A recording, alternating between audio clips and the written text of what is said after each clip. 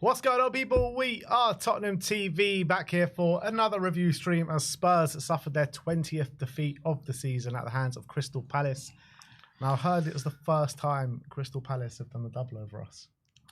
I think it's that, and also the first time they've beaten us at home in 28 years. Wow. 28 years. So even more records coming for us this season, unwanted records. And yeah, it was definitely a day to forget at the Tottenham Hotspur Stadium, which we'll get into the match review in a second. But we do have a bet to settle today. And yeah, I won't explain it to you. I'll let the footage do the talking. The big question for Southampton, will they break Derby's record? Yeah, I'm going to go, yeah. They need 5 points. Yeah, I think they will get it. They will get 5 points. I think so. So they won't break Derby's record. As in they'll beat Derby's points They'll beat tally it. is what I'm saying, yeah. Are you saying no? I'm unconvinced. They're just losing every week. We're going for a costume bet. You want to do a costume bet? Sure. I'm happy to do a costume You take bet. that? 5. So they need 5 points from now. No, they need 6 points from now to the end of the season. Ooh. Yeah, I don't mind. I like costumes these days. you've lost 2 out of 2. I'm used to them now. All right, let's do it.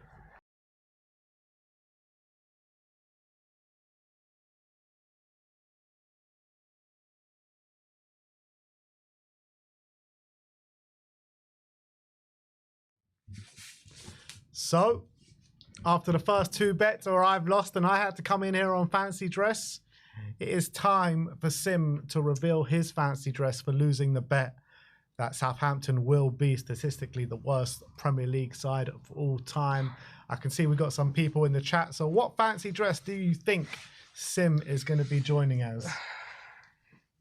What fancy dress do you think? And it will be revealed in 5, 4, 3, 2, 1. There we go. We got our very own Cleopatra in the house. Cleopatra. Give you a little twirl. Southampton, I'm coming for you. I am coming for you, Southampton. You had one job. One job is to keep losing games after losing a little bit more to of the fancy dress over I don't there. know where this goes. Where does that go? Don't worry, let me fix it for you. Let me fix it for you. Let's have a look. Where's the thing? Don't know. I see not one stone left unturned here.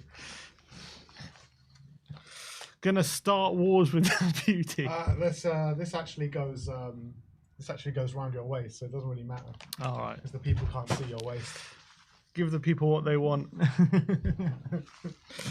Oh, it's nice to have all this hair.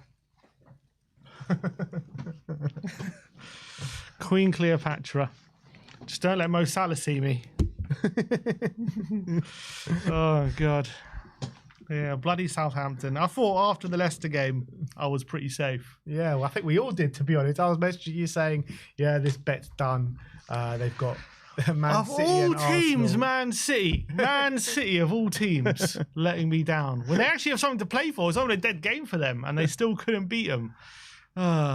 And they also, I felt like, so I don't know if you saw, Southampton put a tweet out as well, saying Derby, they said something to the effect of, Derby, I bet you were looking forward to us breaking the record or something. I felt like they were trolling me a bit there as well, not just Derby, sending a message to me. They must have seen the stream.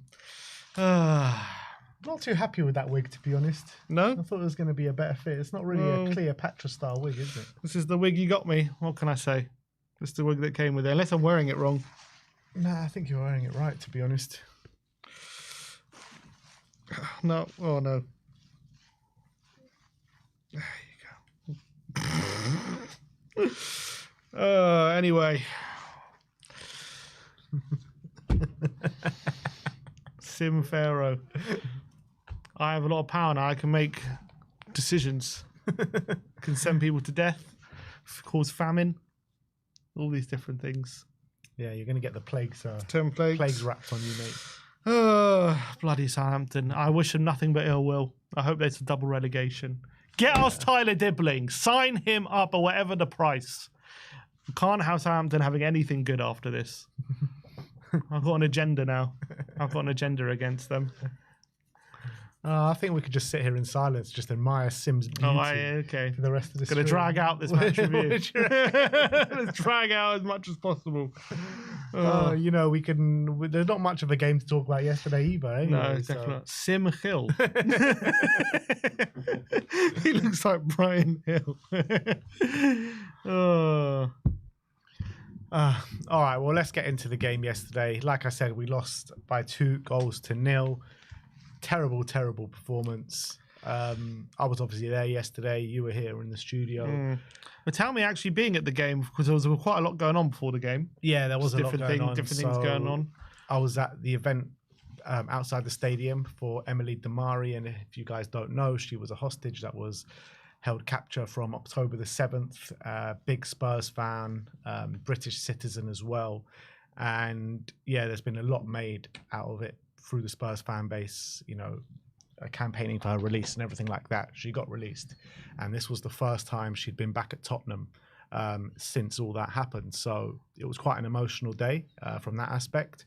There was a lot of people, I would say between 50 and 100 people there welcoming her back. There were loads of balloons and songs, and it was really nice, to be honest. And then she walked into a bit of a hero's welcome, which was nice. She got treated to a box at Spurs. She met the likes of James Maddison, Gary Mabbott, Ledley King. So they made a whole fuss of her at Spurs yesterday. So that was really nice. There was the protest yesterday, which I didn't get to at the end, which I was planning to, but you know, don't let Daigle hear that. Don't let Daigle hear that. I just didn't manage to get there because of the whole Emily Damari event, to be honest. So I heard the protest wasn't as big numbers as it has been. Have you seen any? I haven't seen any videos. Yeah, I have. I haven't. I've didn't see any. It was pretty small. They were saying around, I don't know how many there were, 100 to 200 people or something. Okay, if that. So I think it's just a consequence of the situation, isn't it? A few days after a final, you know. Yeah. So sorry, a few days after reaching the final, I should say. I guess a lot of people just felt it wasn't the right time. Each to their own. A lot of people think, you know, we spoke to Change the Spurs, didn't we? And they said, you know, the timing of this protest was fairly deliberate, they said, and they want to continue to put pressure on regardless of the situation. And look, if, you know, that's fair enough. I think, you know, they want to stick to their principles, and getting to this final doesn't change anything for them when it comes to the ownership. And I think for a lot of fans, it doesn't change anything. But I guess for a lot of fans as well, it's all about time and a place, I guess. And some fans felt like this wasn't the time or place. Some fans felt like it shouldn't change. But clearly the numbers, I guess, spoke for themselves, I should say. I think so. And I think, like, from my perspective and my personal opinion, I would have liked to have been there. I don't think the message probably should change regardless of what's happening, because I don't think the club are going anywhere close to being in the right direction. I think Daniel Levy needs to be held accountable for that. However, I do feel like right now, in this moment in time, everyone should put their kind of differences aside, to be honest. Everyone should put their differences aside, and we should all come as one for the cup final. After the cup final, we can go back to being like, you know, giving our opinions on Ange, on the board and everything like that. After the bus parade. Yeah, after the bus parade. Please. Right, after the bus parade. So look, I feel like it's not the right timing, to be honest, for a protest. I still would have been there if I could have made it, but it just is what it is. That's the reality. We're in a cup final. That's the main thing right now. That's literally all that matters right now, is that cup final. Nothing else matters. And we all need to be together for it. Agreed. Everyone needs to be singing off the same hymn sheet. That's why I'm getting really frustrated at the moment with a lot of people are talking about Ange in, Ange out. And I know I've been a big culprit of that, you know, for a large part of the season. But now we're here. Now we're in a cup final. I don't want to talk about any of that. You know, everyone needs to be supporting him. Everyone. Whether you're a big fan of him or you hate him, it doesn't matter. He's going to be managing us in the cup final. We're all as one team. We all need to be going into it as one. And that's what needs to be done, in my opinion. Agreed. And I know a lot of people are going to be upset with the performance yesterday. I think the result, everyone was like, whatever. I think no one really cared that we lost. Even people who have been very upset with the season. I think most people don't really care that we end up losing the game yesterday. I do think most of the anger, which I do think it's probably less anger yesterday than there have been in other defeats. But I think most of the anger probably comes from just how we lost. It was just such a pathetic and awful abject. I mean, abject is a kind word. It was terrible performance. What I would say, just before we get into the game, as soon as you got into the stadium, right, the stadium was buzzing, by the way. People were gathering like at the front bit by the atrium, you know, where we like to celebrate after the game, after big wins with Spurs are on their way to Bilbao. And it was just gathering and loads of people were gathering there just singing it. But then that kind of all stopped when the game started. Yeah, it's a shame. Well, and there was no chanting during the game, Bilbao, anything? There was a little bit at the beginning, but you know, after it was clear to see that we were just getting battered, it just kind of all drowned out. Yeah, but it's hard to be happy when you're actively watching the game, and you know you can see all that going on. But I'm glad before the game, at least anyway, there was a bit of excitement and a bit of you know, trying to get people hyped up for the big European final. And I think that's obviously for a lot of, you got to remember, like, we're obviously, there are going to be fans. We've obviously saw Tottenham win a trophy 16 years ago, but there's even fans, you know, who are now 15 or 16 who haven't even seen Tottenham in a cup final, or let alone, well, in a not cup final, haven't seen Tottenham lift a trophy before. Unlike us, who have at least had the privilege of seeing that in our lifetime, there are a lot of fans who have, a lot of younger fans. So for them, it's unbelievably exciting moment. I mean, it's exciting for us, but imagine having never seen Tottenham lift a trophy at all in your lifetime, like unbelievable opportunity. So I think there's also the caliber of trophy as well. You know what I mean? Because never seen that. The Carabao Cup. This is a European trophy, which, you know, no Spurs fan has seen since 1984, which is, you know, even before I was born. Yeah. I was born in the 80s, but nowhere near 1984. Just to go back to my dad's age and people like that, who were when the last time they were the ones seeing that trophy. So, yeah, it's been a long, long time for this football club. And I don't like, you know, I always see like people bring up Amarim quotes and saying all these different things and comparing it to how Ange is approaching this final. But at the end of the day, it's not, you can't really compare his situation to ours in terms of where Amarim is. Amarim's coming to a club where they've won, even in their worst periods post-Fergie, they've won trophies consistently. This is a club that's done 13 Premier League titles. This is a club with the utmost kind of expectations and has the utmost recent history.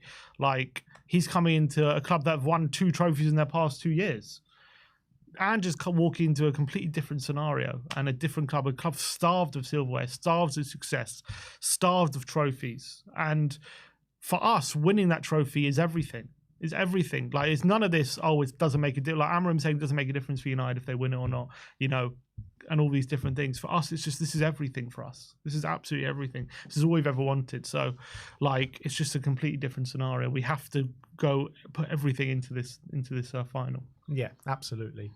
But yeah, look, the game started, and I think it became very clear pretty early on that, look, the reality was it was 2 teams gearing up for a cup final. Crystal Palace have the cup final against Man City next weekend. We got the cup final in about, 8-9 days time, whenever it is. And when you're looking at the 2 lineups, they clearly went a lot stronger than us. Like, we were playing we had Pape Matasar in the 10, we had Kulleski up top, we had a makeshift back 4, Kinsky was in goal. I mean, we had a complete makeshift team out there. They more or less were full strength, you know, barring 1 or 2.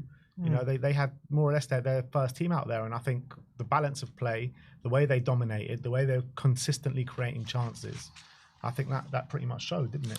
100%. And I think first of all, a lot of people saying, look how Palace approached the game, why couldn't we do something similar? Well, they didn't have a game in midweek, you know, in Bodo, playing on a plastic pitch, all these different things. Like, if we didn't have a midweek game, maybe we would have played a more stronger team, but we did, and we have to protect these players. We have to wrap them in cotton wool for this game on when we come up against United in the final. That's what's the most important thing. They're in a different situation. They're playing 1 game a week, and they can maybe afford to maybe just keep the rhythm, knowing they're not playing for another week as well. We got a game on Friday a bit earlier, so it's just a different scenario. And I think however they approach the game, it was right for us to rest that many players. And I think the players we did play, maybe from Thursday, I think Porro, Bentancur, Decky, those were the 3 that obviously played. Decky obviously going off injured after 15 minutes, praying he's okay. Didn't look great. Obviously, it was just like one of these innocuous challenges, and he seemed to not recover from it. Ange is saying it's not so serious, but we have to wait and see. I think Bentancur and Porro was a bit of a peculiar one. But I guess who else are you going to play, really? You have to just make a choice about... I don't think that... I think Porro might have been peculiar, but I don't think Bentancur was peculiar. We were saying it in the build-up, in the pre-match, we're running out of midfielders, and we said we'd like to see Bentancur play a half and Bassuma play a half, and that's exactly what happened. Yeah, that's what that's my point. It's not peculiar, but I'm saying if you were a fan who wanted everyone rested, that might have been peculiar ones. But again, if you rest Porro, you're probably going to have to play Bentancur and Bassuma. So it was just a balancing act. And then Porro only played an hour, didn't he? So he got taken off fairly early. So I think he did the right thing in that sense, in terms of managing all those players. Apart from obviously Decky, who was forced off. I see a lot of fans, on the same narrative that you're talking about, like, why can't we put as much into the game as Palace did? And yeah, on an ideal situation, I would have liked to see that happen. But everyone, I didn't meet anyone that said we shouldn't be resting players coming into this game. And now we've rested players and we've got battered. Everyone's like, oh, why didn't we go strong in this game? It's like, you can't have it both ways. No, yeah, and I think it was the right thing to do. He does claim maybe on Friday the team might be a bit stronger, but we'll have to wait and see about what the team will be on that day and how he approaches it. But I think Palace were obviously way more kind of settled. You could see the cohesion in their team was just so much better than us. We were just all over the place. It was a shit show. It was one of the worst probably performances we've seen this season. It was, we've seen some bad ones. I mean, we had 2 goals ruled out from VAR, which were very tight decisions, both of them. I mean, Mateta was offside by a shoulder, and the Guehi one, Richards' header was going in, and it just about brushed Guehi's arm on the way in, and so we just got away with that as well. It was just a matter of time before we conceded. We weren't offering anything really going the other way. The closest we came was like a Porro free kick. Other than that, we just offered nothing. We were a bit all over the place, just from the back to the front. We were also being quite lazy, very similar to what game was it recently? I can't remember which one. It was I can't remember which one off the top of my head, but I think maybe with the Liverpool one, where we basically were just getting the ball and just lumping it forward without any real thought of playing any sort of football or trying to like play around them. It was just about getting the ball, trying to get it into the front three, trying to get them to hold it up and see what they could do. And it was never going to work because Tel, Odebear, and obviously it turned out to be Mikey Moore for the majority of the game. They're just never going to hold it up, especially against the likes of Guehi, Lacroix and Richards, 2 very physical, very combative centre-backs who don't give you a moment's rest. Very difficult to play against. And every ball over the top they were gobbling up. Every ball into feet they were gobbling up. It was just every time we got the ball, it was coming back at us. And then we were being sliced open every time. Munoz was having the freedom on that right-hand side to get in on goal and just do whatever he wanted, cause as much havoc as possible. It seemed as though they aimed for him every time. Mitchell wasn't getting as much involved, and Munoz was basically like another winger there on that right-hand side. He was destroying us down that flank. We couldn't handle his pace. We couldn't handle his physicality. 2 of the goals that were ruled out, I think both came through him. It was just... he hit the bar as well, didn't he? Hit the bar as well. I mean, he was just destroying us down that side, and Eze was just picking up all sorts of spaces as well. We just couldn't handle whatever they were throwing at us. That's the reality. And 2-0 scoreline by the end of it flattered us big time. Massively. At half-time, yeah. And it could have been 4-5-6 yesterday. It was actually 1-0 at half-time, wasn't it? It was 1. I was talking about the full-time result. Oh, right, yeah. Like, even at half-time, 1-0 flattered us massively. It was just a non-event from a Spurs situation. Danso was getting pulled left, right and centre. He was getting caught in all sorts of positions. Jed Spence as well. I was really disappointing with those 2 in general, Danso and Spence, because these guys, they've got to have it in their head that they're fighting for a place in that Europa League final. Spence has been, ousted in the team by Destiny Udogie by his brilliant performances, and we want to see kind of Spence respond and try and up his performance levels in these kind of Premier League games to try and gain a place back. But I don't think he's done anything to that kind of sort. I think in the Premier League, since he's lost his place, I think he's been really poor, to be honest. Yeah, I do wonder if it's a psychological thing in terms of having worked so hard to get into the team and earn your place, and was at one point one of the higher performing fullbacks in the league for a certain period of time, and then to lose your place to Udogie for the most important games when they've come around must be very, very frustrating when for a lot of the season you've been number 1. And as well, it must be also doubly frustrating the fact that Udogie's playing so well, you know what I mean? And so even if he plays well, is he going to get back in the team? That must be psychologically, something not great. But obviously you want him to react to that and up his performance, but unfortunately, it seems to have had the opposite effect. But Yeah.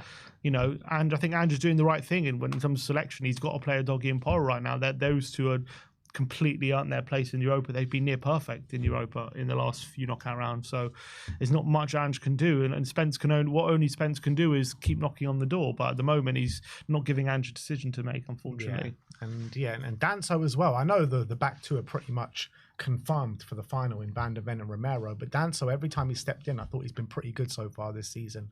And I think yesterday was his poorest performance in a Spurs shirt, to be honest. Yeah, I think he struggled. I think he really struggled with Mateta every time they played it to Mateta into feet. I thought, to be fair, most of the time Mateta was kind of sticking to Davis, but even with Danso as well, he just bullied them. He made it stick every time, and it was like there were times where they put the ball forward and actually committed a lot of risk because they committed loads of players forward, and all it needed was just a little nick of the ball off Mateta, and all of a sudden we could have been on the attack. But Mateta every time makes it stick, and when he makes it stick, he brings Eze and Munoz and Sarr all into play, and it just causing us so much trouble throughout the whole game. And we couldn't live with Mateta. We couldn't live with their whole front line. It was really tough. And I thought as well, unfortunately, again, Archie Gray just didn't look at it unfortunately for him. There was one moment from Archie Gray in the first half towards the beginning of the game where he kind of gets in front of Eze, nicks the ball off him, and then does some darting run forward. And I was like, all right, is Archie Gray come to perform today? But that was pretty much all he did in a positive light in the game. So poor from him. But I actually think when you're looking at Ben Davis, he was probably our strongest defender over the back line. I thought the amount of times that Danso was being caught out of position, I thought Davis was the one trying to pick up the pieces all the time, just trying to cover for him, and he made a number of interceptions and blocks throughout the day. Look, don't get me wrong, I don't think he performed great or anything. He was still found wanting a lot of times, but I felt a lot of the good work that he was doing was trying to cover for Danso time and time again. Potentially, I think, he was probably a bit better than Danso, but I think he also had a lot of struggles. I think the only one who can maybe comes out with a bit of credit was probably Porro, because especially in that he had a couple of really good crosses, didn't he? One for Sarr, which he should have scored, and there was another one in there. I think was it for Mikey Moore who just evaded Moore, or was that Odegaard? I can't remember. But I think he had a bit of credit. I think they didn't really come down that side too much as well. So I think Porro probably deserves a little credit. I thought Kinsky had a great game. I think he made a lot of saves, and he had to. I think he came back into the team. I thought his passing was decent as well. He put one beautiful ball out to Tell, who unfortunately was offside, but it was really a great kind of counter-attacking pass. But he was so close to giving away a goal though with that. Letting the ball just roll across him. I don't know what was going on there, where he just he had a shot. Yeah, Munoz had a shot and he kind of gobbled it up, but then for some reason it spilled. But it was all right in the end. I think he actually had a really good game. He comes out with a bit of credit as well. Kinsky. It was all right. I mean, but I think from my kind of recollection, he had one really good save in there. But apart from that, they're all kind of routine saves in my opinion. But he made a lot of them, and it's easier said than done. Against Villa, he mucks up that routine save when he costs us a goal. He's got to make sure every time he's saving them. And he made, I think on the day, it was 8 saves. So I think a lot of them As Roy Keane says, it's his job, mate. Why does he need to get praise for it? It's his job. He should be making that many. He shouldn't have to make that many, I should say. But he did. And I think comes out with a bit of credit. Kinsky, I thought he had a decent game. But yeah, second half, obviously we made the change at half time. Then Bassuma came on. Then he got booked pretty much immediately. With a high foot. We then put Odegaard in the 10. Yeah. We took off can't remember. We took off Porro, put Gray at right back. Yeah. And then we moved Odegaard to the 10. I thought for about a 5-minute period, the briefest period you can probably think of, we looked like a bit fresher. But it was less than 5 minutes. It was about 2 minutes because we came on. We started really well. We started in the ascendancy, and then they scored 2 minutes later. Yeah, they scored the 48th minute. Yeah, he played a beautiful ball, didn't he, with the outside of his boot to Sarr. Great ball. Credit to him. I think Odegaard, when he moved inside, was definitely getting a lot more involved. And I thought I saw some good things from him. But you know, I thought a lot of it was just him kind of doing things by himself, not really linking up with a lot of the players. When he did kind of bring other players into play, it kind of broke down. But when he was doing things himself, I actually saw some good things from him in the 10. So that was quite an interesting thing to see. We haven't seen too much of him in that position. Apparently, he's played quite a lot there for Burnley. So maybe that's one option we have if Decky is out, is putting him there. Maybe as a last resort, maybe not starting, but that's an option we can have. Sonny obviously came on, played up front. I don't really remember Odegaard making too much of an impact, to be honest. Like, even in the second half, like, what did he actually do? Apart from maybe like going on a few runs with nothing at the end of it. That's my point. He went on a few runs. We weren't doing anything like that. We weren't even getting the ball. At least he was getting the ball and doing a few runs. You know what I mean? I mean, if you're judging it against everyone else on the team, like, fair enough. But on an objectively like displayed just by looking at him, he wasn't great, was he? I think overall he wasn't. I'm just saying in the 10, I saw some bright things from him. I'm not saying he was great. I'm just saying he was getting a bit more involved in the game. He was actually committing some players. He was doing some nice things. I thought. Look, it's obviously a very low bar. I'm probably picking hairs because there's not much to go on in this game. Yeah. But a small positive was he looked decent in the 10. I thought there were some little things that were good. Tell was very frustrating. He had a lot of moments to run at Munoz and Richards, and every time he seemed to kind of run into trouble and Tell move did to it break tell? down. He moved to break down. Did it tell? This is what he's been doing pretty much every game, to be honest. You know, he sees a lot of the ball. He goes on a few runs, which makes it look like he's had a decent performance, but he's got little quality at the end of everything that he does, to be honest. He really does. I think it's not. I don't think it's the quality at the end of it. It doesn't really get there. That's the problem. He keeps running into trouble, and he keeps not getting the chance to get a shot off or a cross. And that was again the problem yesterday. I think in a weird way, when it was like in general, when he was a bit deeper and he was linking with Spence at times and Odegaard when he was in the 10, there was some bright stuff there. But when it got to him having to create space for himself to shoot or cross, he keeps going the wrong way. He keeps running into trouble and he keeps losing the ball. Probably spent more time on the ground than actually with the ball at his feet as well. He just kept going down. He went down about 3, 4, 5 times.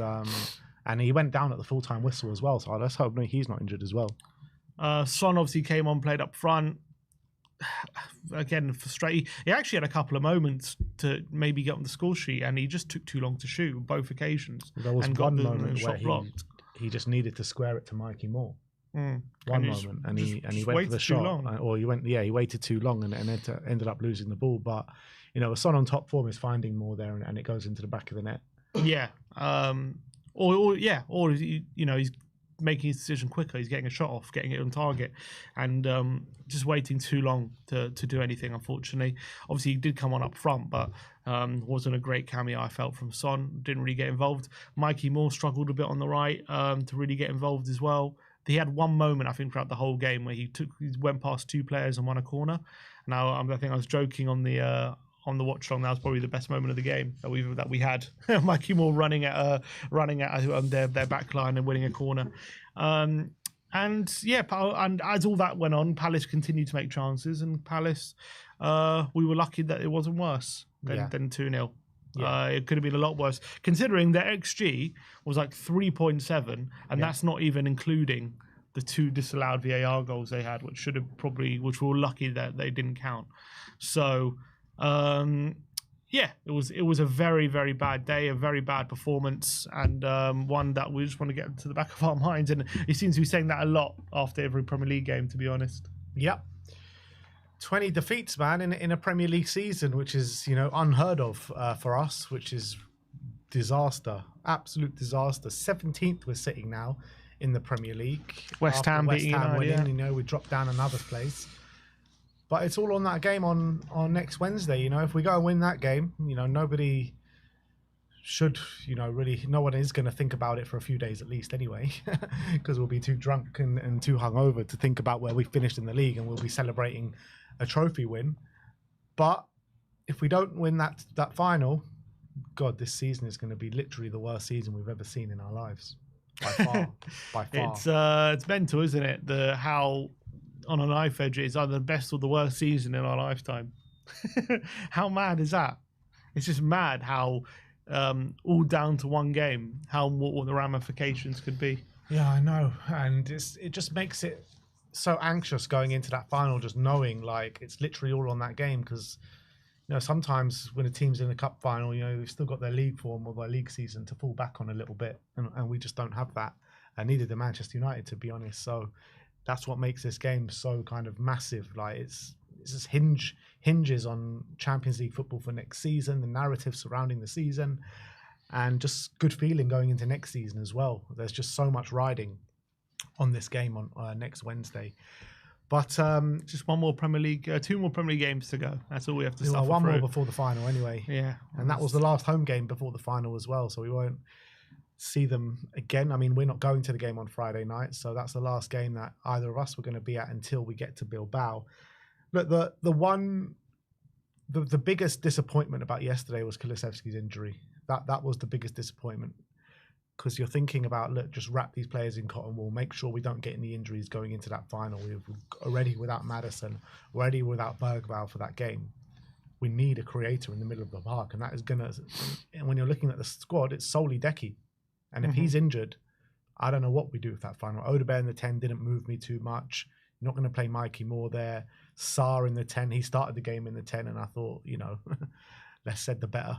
Like, what are we going to do if Kulusevski's injured? Yeah, it's not a great situation. I understand, though. I think before the game, it was kind of like, because the reality is he's not been in great form. So, and maybe he could done with, maybe he kind of needs the more game time to get into form or getting up his match fitness ahead of the final, because he hasn't been playing well. And I'm sure he would want to go into that final in a bit better form. So I think the logic for playing him was understandable. Yeah. But unfortunately, 15 minutes in, he gets a big whack from one of the Palace players, and he now potentially has an injury. Now, Ange is saying he's sure hopefully not too serious, and hopefully he should be all right. It's just a knock, but he wasn't seen in training today. The team were training in said that about open Maddison, training, though, didn't he? Yeah, he did. So, look, could be either. Maybe it's worse than he thinks, or maybe it's not as bad. But we'll have to play the waiting game now. He's going to give it. He said he's going to give it 24 hours to kind of settle down. But it's bad that something needs to settle. That kind of implies swelling and stuff. But let's hope that's not the case.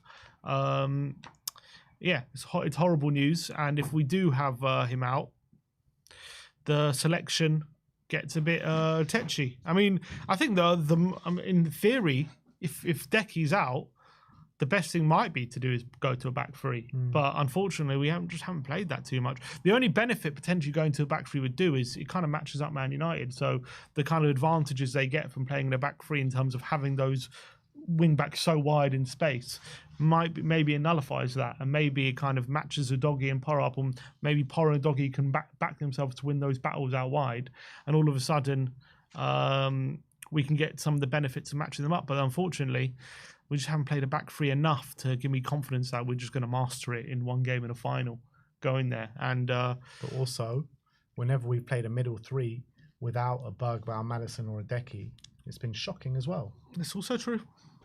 So which way do you go? Do you go with the formation that's never worked, or a player selection that's never worked? Yeah, that's the choice he's got to go with. Yeah, it's a tough one. It's a tough one. Let's just hope and pray Decky can make it. But yeah, it's not great what happened. Well, look, we'll have to wait and see.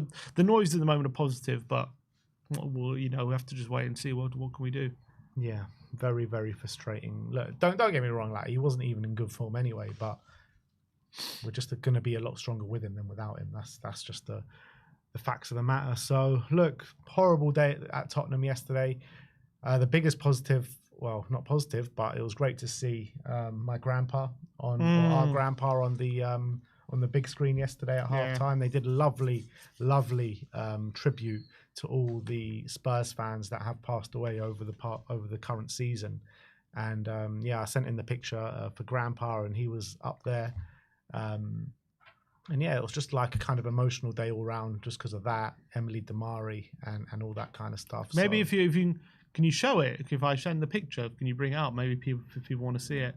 It's on our Twitter or our X. There's a picture of it you can show. But yeah, I mean, it's very touching. It's really amazing that he was they paid tribute to him like that on the big screen. There, you got it on. We'll put a bring on screen now. So that was on the big screen in the stadium yesterday at halftime. Really emotional, especially my family seeing that as well. It meant a lot to them. So that was like a really beautiful moment, having Grandpa's picture up there. And, Absolutely. Yeah, it was very special. Yep. And one of the main things that he kept saying in his last 2 years, I want to see Spurs win a trophy. I want to see Spurs win a trophy. So let's hope we can do it for him, next week. 100%. But yeah, that is that from the match review. We got a couple of super chats to get into. First up from Brian Kim. He says, "What happened, Sim?" Southampton happened. Bastards. That's what happened. This one, Designated Hotspur, says, "Manny here. What's happening with Sim? I agree, boys. No excuses. We need to beat United, but also rotate." Ange said we could have played our first team because of we couldn't play our first team because of the plastic pitch we played the game before. Yeah, he did mention, the plastic pitch takes a lot of it out of the players, and it wasn't just after this game they felt it. They felt it after Tamworth as well. Well, we said after Tamworth, the game after, we picked up like 2 injuries or something. So maybe there's something to it. But look, regardless of whether there was a plastic pitch or not, we've got a massive cup final coming up, and we just have to manage these players correctly. We just can't go full strength. That's the reality. Got to make sure everyone's fit and ready for that game. And what is there to go full strength for anyway? Nothing. You know what I mean? We're sitting in 17th. We can't go any lower. Before the game, we were 16th. Like, what is the point of risking things? Mm-hmm. There's no need for risk. Agreed. If we win that cup final, it's none of these league positions of going up or down is going to matter a jot. So that's the reality. And Ben Kaufman, member for 48 months. Big up to you, Ben. Says incredible tribute to Grandpa yesterday. Yeah, thank you, Ben. Yeah, it's really, really nice that got sorted. It was great. So big up to Ben Kaufman. All right, let's move on to our player ratings. This is going off because it's too itchy. Let's go to our player ratings. Antonin Kinsky, Sim gives him an 8. I gave him a 6. Look, he did make a hell of a lot of saves. I thought majority of them were routine. One of them was a really good save in there. And I did feel like he made a bit of a hash of one of the shots that came his way, which, was very close to being a goal for Palace. But look, yeah, I mean, I was watching him play. I didn't think he had a great performance. I thought he was okay. I thought he was really good. I think comes out with quite a lot of credits. He had to make a lot of saves.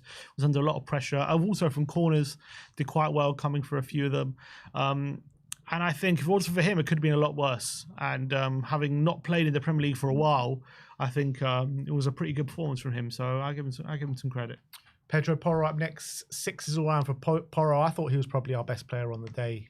The only one that was able to create any sort of chances with his crossing ability. And look, he's playing at a really high level. Not particularly this game, but just in general. He's probably our best player at this current moment in time. And without the creators in the middle of the park, it all kind of falls on him. And look, he was the only one that did it yesterday. From a defensive standpoint, I don't think anything troubled him too much. But yeah, good display.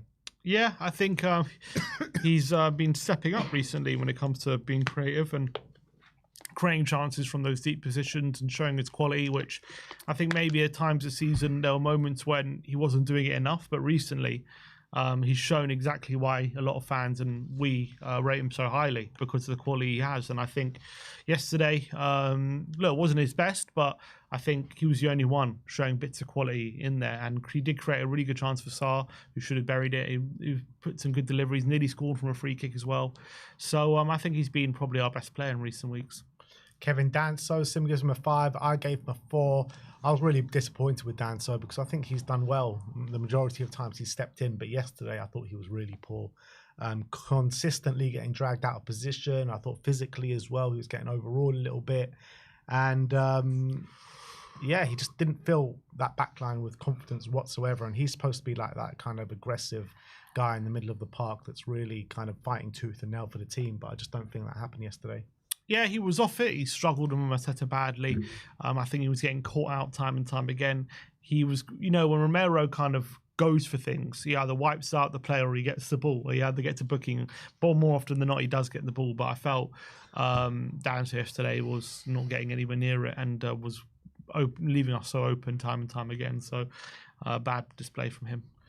Ben Davis up next. Him gives him a 5. I gave him a 6. I thought he was a lot better than Kevin Danso, to be honest. Yeah, he did struggle as well as the rest of the back line did. But I thought time and time again, when Danso was like caught out of position, literally all the time, it was Ben Davis all the time trying to cover and save for his arse. He wasn't able to many of the times, but the effort was there for sure. Yeah, I think he also another one. As soon as Mateta was sticking to him, he just had no answer to it. Wasn't a great display, but I guess a bit better, maybe a bit more composed than Danso was, but also badly struggling to kind of contain Crystal Palace. So yeah, it wasn't great. Jed Spence up next. Sims gives him a 5. I gave him a 3. I thought the majority of a lot of their chances came down that side, and I thought he was struggling, to be honest. Look, he did win a fair amount of duels and aerial duels and stuff like that, but I just felt he was just so sloppy. It was infuriating me how sloppy this guy was being, and you want to see him really try and stake a claim for that place at fullback, whether it be right back or left back. I know it's hard because the way Porro and Udogie are playing at this moment in time, but he had the shirt. He did have the shirt. He lost it. And I don't think he's going about it in the right way to get it back. Yeah, I think he struggled badly in this game. Munoz was toying with him at times. I think it's not kind of directly only his fault, because I think he was tucked inside pretty much that whole time, and clearly there must have been an instruction. But Munoz was destroying him, absolutely destroying him down the right-hand side. Every time they got the ball, they were just looking to Munoz every time, and he seemed to be acres of space, and Spence just couldn't get near him, or wasn't getting near him. I thought there were times in the second half he came into it a bit and started to kind of, dribble and look a bit more confident. But yeah, I just can't look past how open we were down that side and how culpable I think he was for a lot of it. Yeah, Ben Tagor up next. Him gives him a 4. I gave him a 6. In terms of the midfielders, probably one of the better ones. Didn't, in my opinion anyway, I don't think he performed great. I just don't think it was an absolute shit show, basically. Not much to go on. They only played 45. Yeah, I think it was a poor half from him. I think he got dominated and overrun. But again, he's one of the players who played on Thursday. But yeah, it wasn't a particularly great performance from Bentancur. I think he really struggled up against the likes of Will Hughes and Lerma. I think they dominated. Archie Gray, Sim gives him a 3. I gave him a 4. It's just unfortunate, consistent bad performances from Archie Gray at the moment. Every time he seems to step on the pitch, he seems a bit out of his depth. And this was up against a very aggressive Crystal Palace team. And unfortunately, he played like a 18-year-old with not much Premier League experience. Yeah, it's to be honest, the last 2 times now he's played in midfield. I don't think he's had a good game in midfield yet for us, which is a shame, because that's obviously the position that we see a long-term future in. But look, he's only 18. It's going to be a learning experience. He's going to learn from these experiences. I think when you compare him to someone like Bergvall, who's adapted really well, you got to remember, like, Bergvall's been given a bit more. First of all, he's a different kind of player, but he's been given a bit more freedom to, express himself, get forward, and show that those skills he's got. And that freedom is a bit different to Gray, who's asked to be very disciplined, who's asked, playing in a defensive midfield position where there's a lot more responsibility there. I know Bergvall's been doing this, the defensive side as well, but it's just a very different kind of role for a younger player to kind of learn and adapt to, and it's a lot harder to, in my opinion, probably to do that. So, look, give Gray some slack, but there's no getting around it. He's looking out of his depth at the moment in that position, and he's really struggling to kind of contain oppositions. And obviously, he's probably not helping. He's in the B team in a sense that when he's there, the whole team is probably a bit disjointed, which is probably hanging him out to dry a bit. But that's just reality. A lot of the time he's getting the ball and playing out of play without any kind of pressure on him. He's those kind of trademark Gray runs into space. They're completely out of his game at the moment. Not seeing any of that. His passing range seems to be a bit all over the place. It's just not going for him at the moment. Pape Sarr, Sim gives him a 3. I gave him a 4. I mean, he started the game in the 10. and he played like a defensive midfielder in the 10, to be honest. I thought it was a bit of a no-show from him. There was one chance that he got with a header at the back post, which he needs to be doing better from, to be honest. But apart from that, it was pretty anonymous. Yeah, and that was a good chance. He really should have scored. It was a brilliant cross from Porro on a plate for him, and he's got to be doing better there. I think he struggled to impact the game. Other than that, he just seemed to let the game pass him by. Wasn't getting on the ball too much. Wasn't kind of making too many tackles. Just wasn't a bit of an anonymous performance from Pape. Wilson Odobert up next. Sim gives him a 6. I gave him a 4. Again, he huffed and puffed a little bit, but apart from that, I thought it was little quality, to be honest. I thought, he's got to be doing a lot better because, cast your mind back to Alkmaar when he scored those 2 goals. You're thinking, all right, Odobert is going to be our starting winger now, getting 2 goals, getting us into the quarterfinals of the Europa League.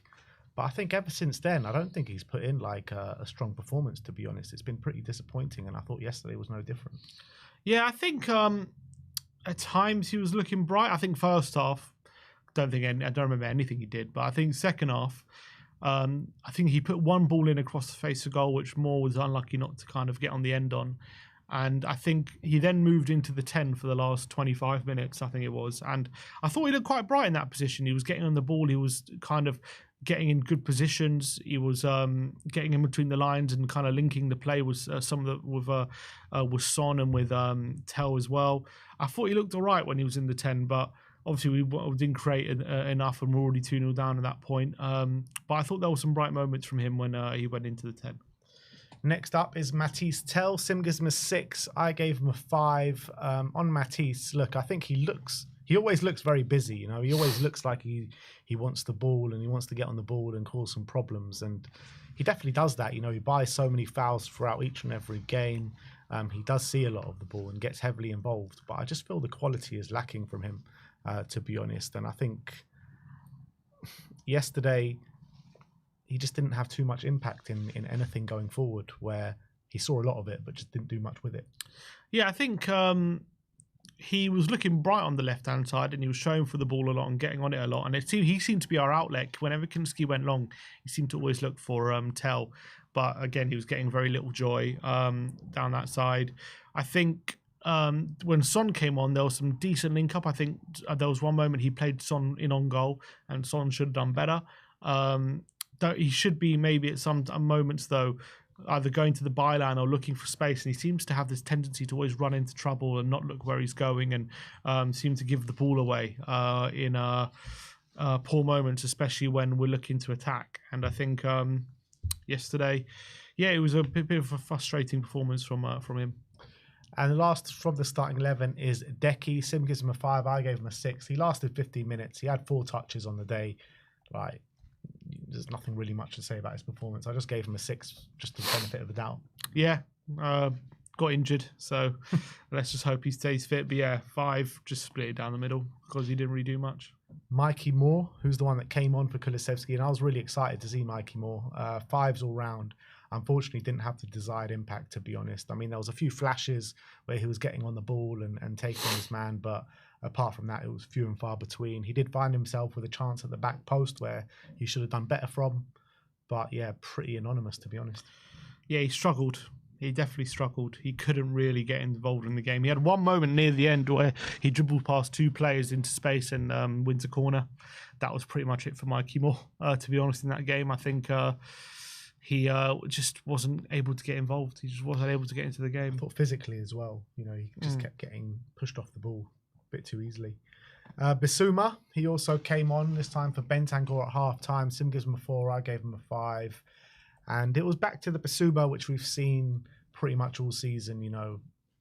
Look, the reality is he's performing really well in the Europa League over the course of the 2 legs against Bodo. But in this game, just poor, to be honest. Overrun in midfield. Yeah, I think obviously got that early yellow card for a high foot on Hughes, which I thought was a bit harsh, but he did it within a couple minutes of coming on, which was classic Bassuma. I don't think it was too different to Bentancur. Maybe a bit better, but not much in it. It was just did he get a yellow card? Bassuma? Yeah. Why in his first touch? don't remember that. Yeah, literally just after you were still getting a beer at half time. No, I didn't. I stayed there for the grandpa thing. I didn't see him. Yeah, you got a yellow card. Yeah, right. It was right at the start of the half. It doesn't even say he got yellow card. No. Well, certainly I don't think he got one. Certainly got a yellow. They showed him getting a yellow. Maybe they put the wrong guy on. Lerma got a yellow card for an argument at that moment in time. I think it was Lerma that got the yellow said card. Bassuma, so maybe they got it wrong. Yeah, they got it wrong. I see, they got it wrong. All right, because but Bassuma was the one who made the foul, and then they put Bassuma. Yeah, okay, but Lerma was arguing with him, so he must have got it off the back of that. I see. Well, all right. So I thought it was a harsh yellow, to be fair. So fair enough. But yeah, I didn't think it was a great second half display. And last but not least, Son Heung-min, 5s all round for Sonny. Great to see him back, first and foremost. When he did come on, the stadium did get a bit of a lift. You know, a lot of cheers for him coming back, obviously the captain. And good timing as well with, you know, with the final coming, you know, very, very soon. So we're going to need him. We're going to need to get him up to speed as well. And, you know, who knows what's going on with Tell, if he's injured or not. Like, there's no talk of him being injured, so that's a positive. But I guess he would have been said he wasn't in training. yeah, exactly. So with Sonny, yeah, he got involved a few times in the 9. Little quality. He looked very rusty on the pitch. Yeah. But we just need to get him up to speed, and I want to see him start or get significant game time in the Villa game, because we really need him back to his best for that game in Bilbao. Agreed. And clearly he's lacking sharpness, and obviously that was his first bit moments on the pitch for a while, so that obviously makes sense. But there was a few moments where if you'd have made a quicker decision or got a shot off quicker or a bit more accurate with little interchanges, we would have maybe created a chance. Unfortunately, there was one moment as well, the ball comes to on the right hand side of the box, and you're just screaming for him, just cut inside and shoot. He's got a bit of space, and he just hesitated and doubted himself and waited too long. And all of a sudden, that chance to shoot was gone, and he had to kind of play the ball out wide into no danger. And you just know Son in that kind of situation, you know, a confident one, just cuts inside, doesn't think twice about it, and just gets a shot off, and he just didn't do it. Look, it was definitely a rusty cameo, but hopefully he can do better, especially as well. He was playing up front, was hard, especially up against those back three. It's hard for him to get in the game. Yeah. Ange Postecoglou, Sim gives him a 3. I gave him a 5.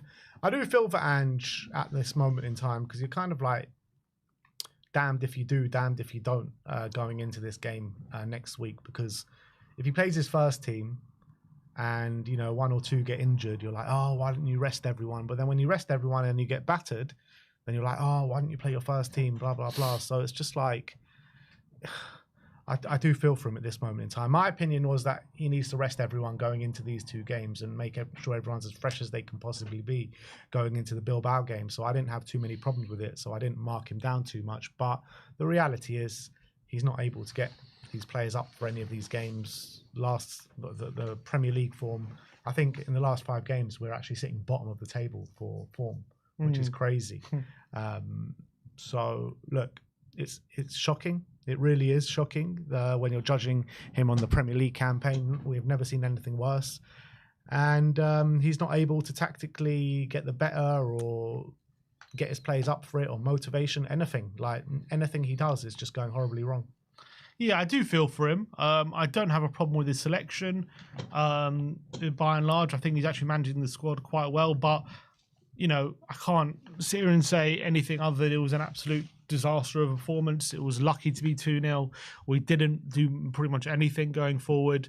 Every time they went forward, you know, there was one point in the first half where Palace went forward and they overhit a pass, and I was celebrating because it was one of the only times I went forward and didn't create a chance. It was like every time they go forward, they seem to create something. It's not like no moves ever break down for them. Every move is like on point and creates a chance. And look, there's no hiding from that. And as much as we made changes and all this kind of stuff, we should be doing better than that. And that's Ange's responsibility to do that. So he takes a lot of criticism for the shambolic performance. But yeah, I understand it's probably very hard at the moment for players to get up for it when we got the big game in sight. I think everyone's saying it. He said it himself, Ange, after the game of Bodo in that little clip. He said these games are to get ready for the final. He literally said it like it's there for all to see. Sonny, I wanted into, maybe we'll do. I don't know if we're doing an update, but I literally read quotes from him today. Said, I'm literally all I'm focused on is that final. He said, I'm just trying to get my body. I'm using these games to get my body ready for the final. That's what he's saying. So I think when that's the message coming out from these players, it's no surprise that we're watching these Premier League games and, everyone is basically not caring about the result. And it's hard to watch, and it doesn't make it easy to watch, or I'm happy to watch it. But that's just the situation at the moment, unfortunately. Yeah.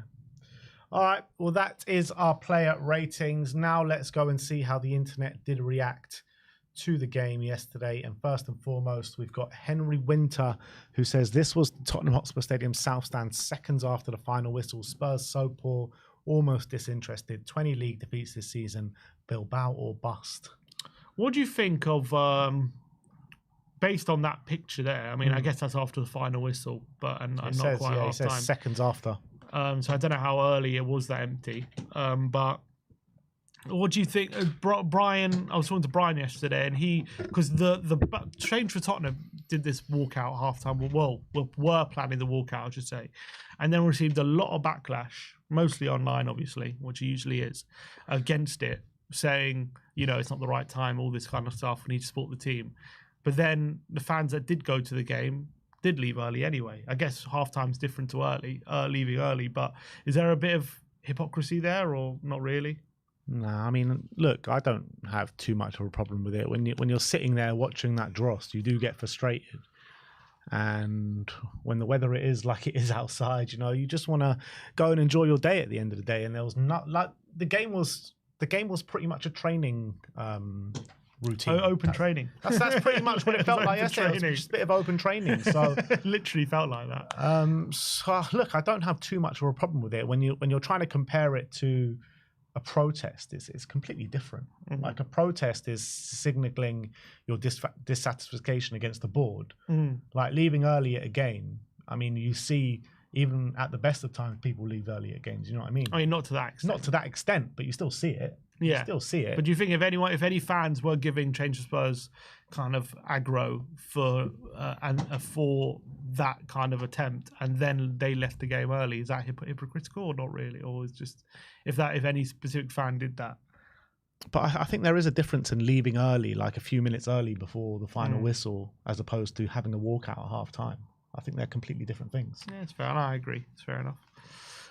But anyway, next up, Jason says, come June, I won't be judging Ange based on the wins against Elfsborg, Bodo, Alkmaar, Karabag or Hoffenheim, or a one-off game versus Man United. I'll be judging over a 38-game Premier League season where he has steered us to comfortably our worst campaign in decades.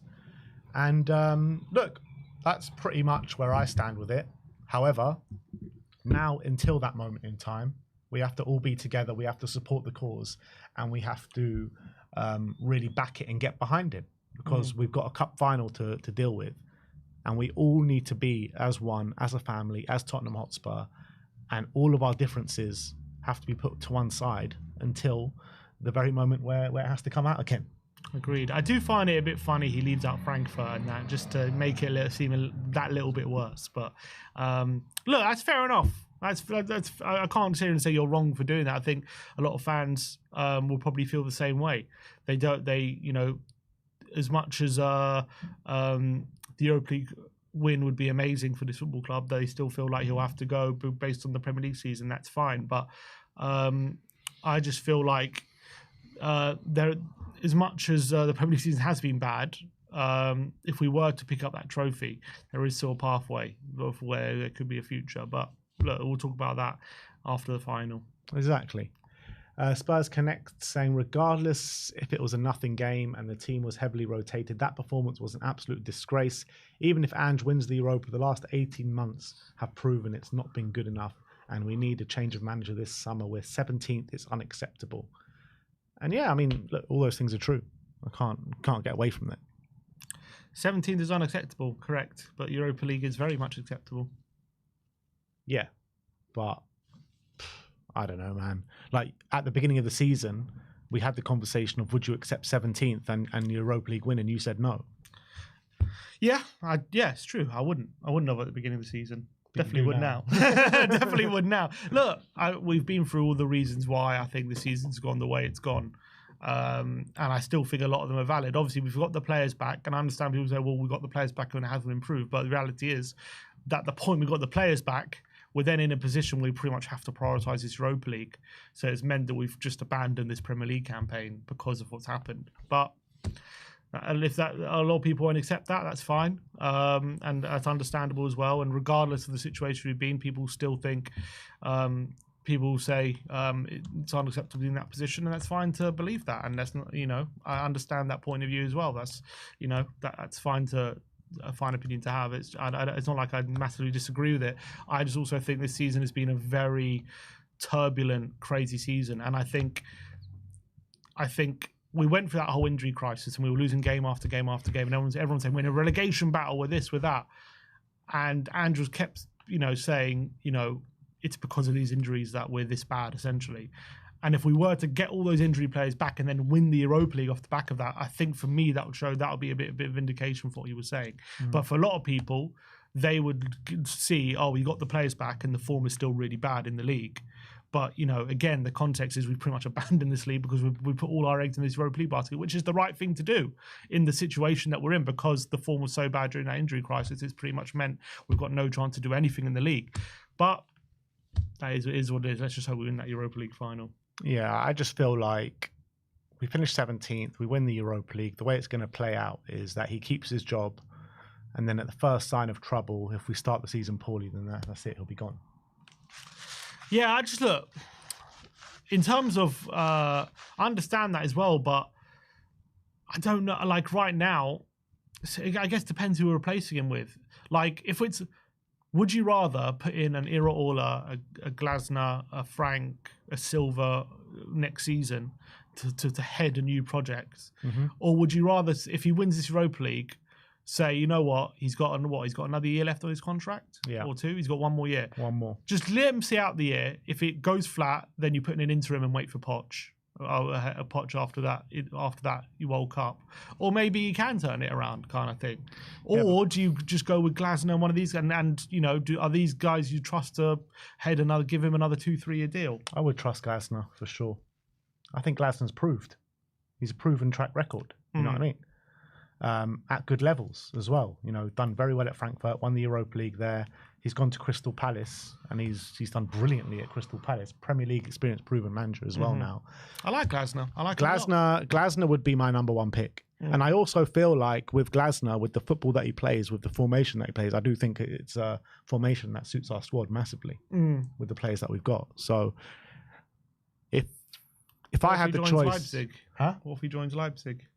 Well, then he's not on the table anymore, is he? That's what I'm saying. Then who? I don't know, but he's not joining Leipzig at this moment in time. There's Okay, talk of it, but... All right, fine. Glasner's a pick I can get on board with, but maybe Frank as well, but I don't know. I think if we win that Europa League, especially with the good feeling amongst the squad and the closest it'll bring them as well, after all they've been through this season to get that trophy win, it might be worth just... He won't lose his job if we win the Europa League. He'll keep in the job. Yeah. You don't think so? If he wins the Europa League. All the talk is amongst the journalists saying it doesn't matter what happens. Nah, I disagree. I think if he wins the Europa League, they're not going to sack him. As much as, I would say he probably should go still. I'm saying that's the talk around Matt Law and all these guys. I don't think that it will play out like that. I think unless he walks, which, is a possibility. I was thinking about it as well. Why would he give up a year's salary? He wouldn't. What's the point? I don't think he'll get sacked. I think that they'll keep him until the next season, and I think he'll probably get sacked pretty early into the season. But that'd kind of be, if everyone was clamoring for Poch anyway, and it's going to take him a year, you might as well give Ange another year to see if what he can do, and then go for Poch. Maybe get some, if it really is going wrong again, which it might do, then have some early discussions with Poch and get him in for when he went after the World Cup, kind of thing. That's maybe the best route, rather than giving another manager a 2-3 year deal. Look, just go to Poch now. Look, if you love us so much, forget about this USA job. Forget about this World Cup. You ain't winning it anyway. You know what I mean? Just come home. Just come home. If you love us so much, you'll come to us at the biggest time of need, and that will be this summer. But the reality is, if we win the Europa League, I think Ange will still be our manager come first day next season. That's what I think. And he will have earned it. Yeah, To a certain extent, for sure. He would have earned it, but he also would have earned the sack if he gets it. Next up, Spurs Insider says, imagine Levy coming down onto the... this is Son and Eze having a nice little embrace after the game. Sonny's saying, get your ass over here, man. There was a lot of tapping up of Eze yesterday, just like there was last year. I remember when he came to the Tottenham Stadium. After 3 goals in his last 2 games in the Tottenham Stadium for Eze. Did you see as he was coming out the tunnel, he was like high-fiving all the Spurs fans? Yeah, there's a video we'll show you as well where where a fan asked him to come to Tottenham. But yeah, there's a lot of tapping up there for Eze. But I feel like his form is coming at the right time as well in terms of him looking to move. Like, just before the season's coming to an end, he's like coming to his blistering form, getting a lot of hype around him again. Because I think it was similar last summer though, like the back end of last season as well. Like, yeah, Eze was like, everyone's like, he's certain to move, and yeah, all but this they sold noise Olise. around. Yeah, I know. Yeah, so they feel like they couldn't lose both. But I wonder what Glasner would feel if they do lose Eze as well. Bringing Glasner and we're bringing Eze with him. That's what I want. Nice. And Munoz. And everyone else. I mean, there's so many, and Gehi, you know what I mean? There's so many of those. They've got such a good team there. Adam Walton as well. They've got such a good team. Yeah. Brilliant. Oh, yeah, he is. And you know, we spoke about him many years ago. He's like Saliba light. That's what he is. All right, next up, we've got last word on Spurs saying Ange Postecoglou is officially the worst manager in Tottenham history in the Premier League era. Spurs have achieved the most losses ever in a Premier League campaign in the club's history, which is 20. But it is mad. If he does win this Europa League, right, he is both simultaneously the worst manager in the Premier League and the most successful manager in the Premier League. How do you get your head around that? What is he? Is he our best, most successful, or is he our worst? Like, how can you be both simultaneously? Wasn't One Day Ramos the same though? Because One Day Ramos won the League Cup and then he got 2 points from 8 games. Yeah, I don't know if but he over a whole season, I guess it wasn't. But I don't know how you is he so? How can you both simultaneously be our worst manager and our most successful manager? But like, the Ange Postecoglou season of what you just said, right, is basically the One Day Ramos thing just over the course of a season, pretty much. Yeah. It's just the One Day Ramos situation on steroids. This is just Tottenham, though. It's just crazy how that's a possibility. And it's like you've got to wrap your head around that. But I guess as well, I mean, Ramos never finished 5th, which Ange did. So obviously Ange has signed his locker. People just forget that, but he did. Yeah. But it's still, it's just baffling how that's a possibility. Like, as a Tottenham fan, how do you wrap your head around how to feel about that? It's crazy. It's really crazy. I know, it's mad. Put in the chat, if he wins the Europa League, is he our most successful manager or is he our worst manager? He's what is both. he? He's both. How can you be both? You can be both. How? You can be. You've got to finish 17th in the league. No manager has finished 17th. You're worst manager and our most successful. You're both. You can't be both. Surely you got to. You can be both. He's proving it. How can you be both? He's proving it. You can be. So our most successful manager is also our worst manager. Yeah. There can't be. It just can't. Yeah, it can. No, it's happening. Oh, it's crazy. Ayudi says the same caption. Tottenham and Man United put out this exact same caption at the game yesterday, so we trail at the break. Copy and paste. They're just copying each other at the moment, I think. What did they tweet? Yeah, put that, yeah. It's mad, they've got them on similarities of both of our seasons, right? Like, yeah. Well, the only difference is they changed their manager mid-season, I guess. Yeah. I think we've both got them saved on draft. Apparently, that's a picture of Odebear from 2 weeks ago. No, Football Tweet says, what it feels like to play against Spurs. Honestly, it did feel like they were taking the piss. Yeah, they were taking the piss. It probably was Palace's easiest game of the season yesterday. It was very easy. Very easy. Mari says, Son always providing the best memes on the bench. Sonny just yawning on the bench. This is probably what you were like on the watch along yesterday. You know, at one point in the second half, we were just talking about Sunday roasts. I was getting hungry. I hadn't eaten. I was Ashra, let's get a Sunday. We're looking up where the nearest Sunday roasts were. That's what we were doing. Did you get one in the end? I did, yeah. I did get one after the stream. Not with Ash, I thought he had to go. I got one. Lyle Thomas says, if the Europa League final is a battle of mindset and attitude, Ange Postecoglou is winning at the moment, in my opinion. Stark contrast between Ruben Amarim's, it doesn't matter if we win, to Postecoglou's, it's massive. Amarim has to do more to lift the Man United mood than Ange has to Tottenham at this point. Do you agree with that?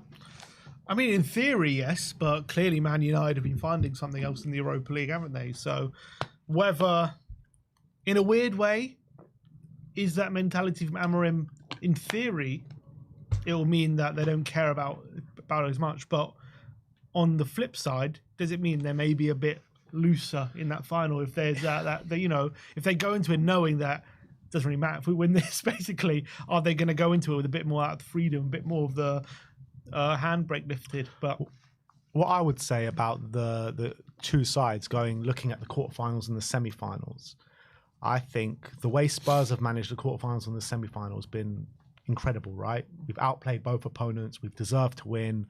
For the majority of both legs and both games, we were the better side. Apart from, maybe elements of the first leg against Frankfurt. Apart from that, I thought we were dominant, defensively sound.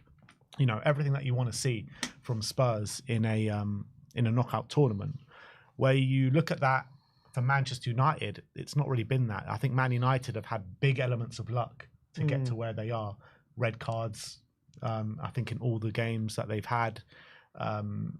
Leon, I don't know how they managed that. I mean, that was just mad. You know what I mean? Like, that doesn't happen 99 times out of 100. They got very lucky in that sense. Look, credit to them for doing it, but it's still like a big element of luck. And against Bilbao, they were getting battered up until the red card. You know what I mean? So I think when you're looking at how the two teams have got there, Man United have the harder route. Don't get me wrong, but I feel like Spurs have done it in a kind of not easy way, but very controlled manner, and we deserve to be there.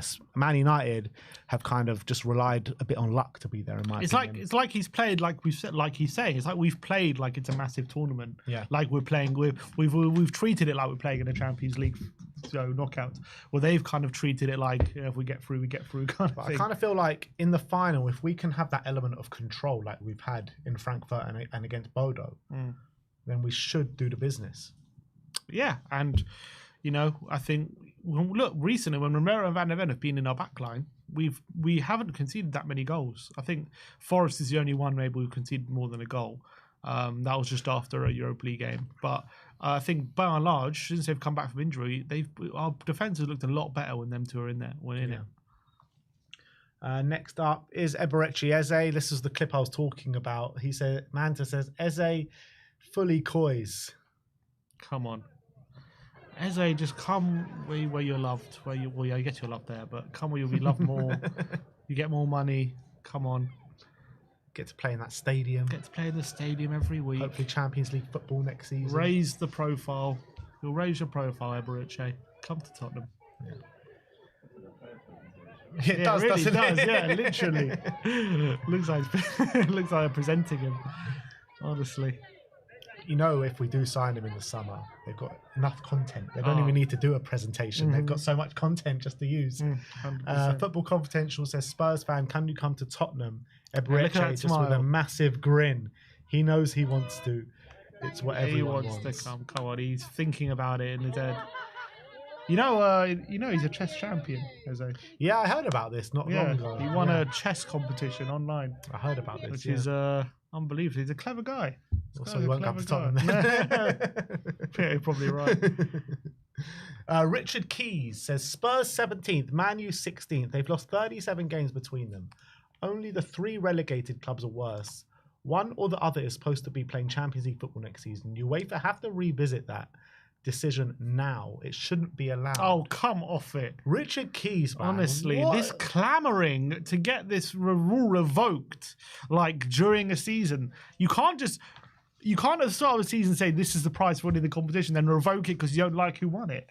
It's ridiculous. He's shameless, this Richard Keys. Honestly, revisit the decision now. Do you know what, though? It would be classic Spurs if we go and win the Europa League and they actually do revisit the rule. But they wouldn't revisit it if Frankfurt won it. No. Or Lazio or anyone else. And also I was thinking about this, like, in terms of people saying, oh, the competition is so low. Like, the only reason people are saying that is because Bodo got to the semi. If Lazio won, no one is having this conversation. True. I think it's literally the only reason. If the semi was Lazio, Tottenham, Bilbao, United, no one is having this conversation. It's because Bodo managed to get through. Yeah, it's true. But they are still having the conversation of how 16th and 17th, one of them can get that's the Champions true. League next season. But that's true. But no one is saying, "Oh, they're only winning it because it's a terrible competition." When we would have been playing 4th in Serie A and 4th in La Liga. Yeah. Like on that, and at the end of the day, there's 3rd in the Bundesliga. There's Lazio have been in the top 4 for a lot. I think they're level on points with 4th right now in Serie A, and there's 4th in Bilbao. So you've got teams currently in the top 4 of the major divisions. Like, what do you expect the Europa League to be? Yeah. No, this narrative spin is an absolute disgrace, man. Mm-hmm. Like, only because it's Tottenham getting there that this conversation is going on. It's only because it's Tottenham. Literally. Happens every time Spurs are attempting to do well or on the cusp of doing something. You hear all these kind of salty people come out. That's all it is. At the end of the day, I think us and, well, especially us, but Man United to a certain extent, we have chucked all our eggs in this basket because of how bad the league campaign is. So we've pretty much let the league just go by the wayside. We've been forced to chuck it into this basket. We've been forced, but I'm saying if we weren't, let's say we got knocked out Europa League in January, I don't think we're sitting here in 17th. I think we're probably a bit higher up. I think we're probably mid-table or something. I don't think we'd probably be here, but we've chucked the league campaign. We've rested all our players in the league to get through in this Europa League. Yeah, that's but the there reality. also were games like when our players were coming back where we played strong teams and we still weren't winning. No, I agree with that. Though I think Chelsea away. I mean, very few. I think the last time Romero and Van Ven played 90 minutes in a Premier League game was October. Yeah, Van der Ven would have been forced to play a lot earlier. Like, we were literally just playing him in the Europa League apart from one or two games. But even then, they weren't 90 minutes. It's true. Tottenham, we are Tottenham TV. Grandpa on the big screen yesterday, gone but never forgotten. Yeah, what a lovely, unbelievable moment to be there and just to see him on the big screen. It really was. Yeah, it's very special for us and all the family. It's a really great tribute. Appreciate all the lovely messages as well in reply to it. My family are seeing all of them, so I do really appreciate that. And yeah, that's very, very special. So I'm sad I wasn't there, but I've loved seeing the video and I've seen the picture and everything. It's really, really special. Sasha Delic says another game for the tally. So this is stats with Romero, Van der Ven, with Van der Ven or Romero plus another, plus just without them. So with Romero and Van der Ven, we'll be sitting 4th in the league with the points per game. With Romero and Van der Ven and one other, we'll be sitting in 10th, and without them, we'll be sitting in 17th. It's mad how heavily reliant we are on just 2 people. Well, one of them should be leaving this season. Yeah. I mean, it's not great, but as well, a lot of the season has been grey, hasn't it? Grey, and you've got Davis sitting at centre-back a lot of the time. Dancer, also Dragoshin was there a lot of it, and then Dancer got signed in January. It's been a mishmash without those two. That's reality. We haven't been able to get any sort of like good partnership going. Yeah. And that's why probably the results have been so bad. Well, no, not only reason, but part of the reason. Yeah. But clearly it's a correlation. Now we're going to look at Harry Kane picking up his first medal of his career yesterday, and he was celebrating like it was his first trophy, wasn't he? He was absolutely buzzing. This was his first interview after, and someone comes to the side, but I'm not sure who it was, but just pours beer on him. It's absolutely mad, isn't it? And I am very happy for him, but obviously I also I hate the whole narrative like this makes him a better player because he's won the Bundesliga. You know what I mean? Like he's as good as he is today as he was yesterday. Just the trophy doesn't really winning the Bundesliga doesn't make Harry Kane a better player. And it's stupid that he needed to win it for people to see that. Yeah, but it's also that narrative on let's say the Ballon d'Or. Like you don't get even if you've been the best player in Europe, you don't get a mention in the Ballon d'Or unless you've won the big trophies. I know, which I think is ridiculous. Yeah, I didn't think it wasn't always like that, but I think the reason it got like that is because Messi and Ronaldo were so clearly the best players. They basically just had to decide who won it based on which one of those two won the trophy. And now it's become this thing, you had to win the trophy essentially. Like when Italy won the Euros, right? You had Jorginho finishing 3rd. Yeah, which is ridiculous. No, near the how best is Jorginho ever finishing in the top 3 for Ballon d'Or? Just because he's won some trophies, yeah. Like it's nuts. I agree. Bayern and Football says Harry Kane on Eric Dier saying I will miss him. So obviously Eric Dier signed for Monaco and he'll be leaving Bayern. He got some send off, by the way. They love him over there. In fair. Well, he's done a good job for them. Yeah, it's fair play to him. Spurs Insider. This is Madders on Instagram, just showing a picture of Harry Kane lifting that trophy. What a feeling. And this He was... he didn't lift it, did he? Was he the one who lifted it? Oh, Muller, then him. Okay. I was about to say, that'd be interesting. They gave it to him first, but no, they didn't. Delhi also congratulating him yesterday on social media. Our good friend Delhi. Our good friend Delhi, yeah. This was an interesting one. Former South Korea manager and Spurs player Jurgen Klinsmann was talking about the altercation that Lee Kang-in and Son Heung-min had at the Asia Cup. And he says, at the Asia Cup a year ago, right before the semi-final match against Jordan, two players went at each other and had a real fist fight. It was Kang-in Lee and Son, because Kang-in did a bad joke and he realised it a bit too late, and Son started beating him up. Well, Son got fractured his finger, or dislocated his finger. That's how bad he beat him up. Madness. I do wonder what the joke was. I would love to know. But obviously that was... Son has that in him to like beat up a fellow teammate. Depends what he said, yeah, I guess. But yeah, I think that goes to show as well that everyone looks at Son as just a nice guy, always smiling. But there's that competitive streak in him, and that other, he's got it in him. You see it. Got it in him to beat up his teammate. He does. This is mad. He clearly does. Kang-in shouldn't have disrespected who he did. Yeah. I don't know who he did or what happened, but clearly disrespected someone. Next one is from Michael Hamilton. Says Eric Dier has been honoured by Bayern Munich in his final home game for the German champions. The entire stadium gave the former England man a standing ovation to say thank you. Very different to how he was treated at Tottenham in his last 12 months. Yeah, I was thinking about this, like the way we treat players and the goodbyes our players get and all this kind of stuff. It's just like comparing it to other. I know he's won a trophies, maybe it's different, but like. Kane, when he left, this is like our best ever goal scorer. He's a record goal scorer for Tottenham. He's been at Tottenham for over a decade. He's an absolute club legend, right? And we get a Snapchat story to say goodbye. Yeah. That's the goodbye. And this is the goodbye they have for a player who's there for 18 months. Yeah. Eric Dier, who's a centre-back, who wasn't even starting every game. That's the goodbye. It was an absolute disgrace that Harry Kane didn't get a proper It's not just Kane, it's all the players that leave who were good. So like how Trippier goes through the back door, and he was a great player for us. Like, a lot of these players who are very good players for us, they all go through out the back door. But also the fans have got a part to play in that, because Eric Dier got chased out of the club by the fans. Trippier got chased out of the club by the fans. What kind of reception from the stadium would they have got if they would have had a send-off like this? I think it would have been a positive one. If they're leaving after, I know people get on their back for playing badly and all that stuff, but once they're actually going, and it's now like a fond farewell, I think there would have been a good reception. I don't think anyone's booing or anything.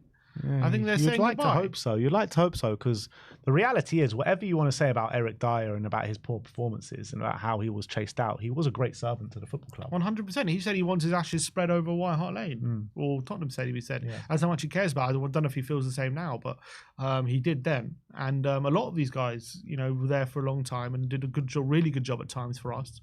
And they all same with Davis. I'm sure when he leaves, is he going to get a nice goodbye like this, or is he going to go out through the back door? It'll probably be like that. I hope Son gets a goodbye like this. But no, who's ever gotten a goodbye like that at Tottenham?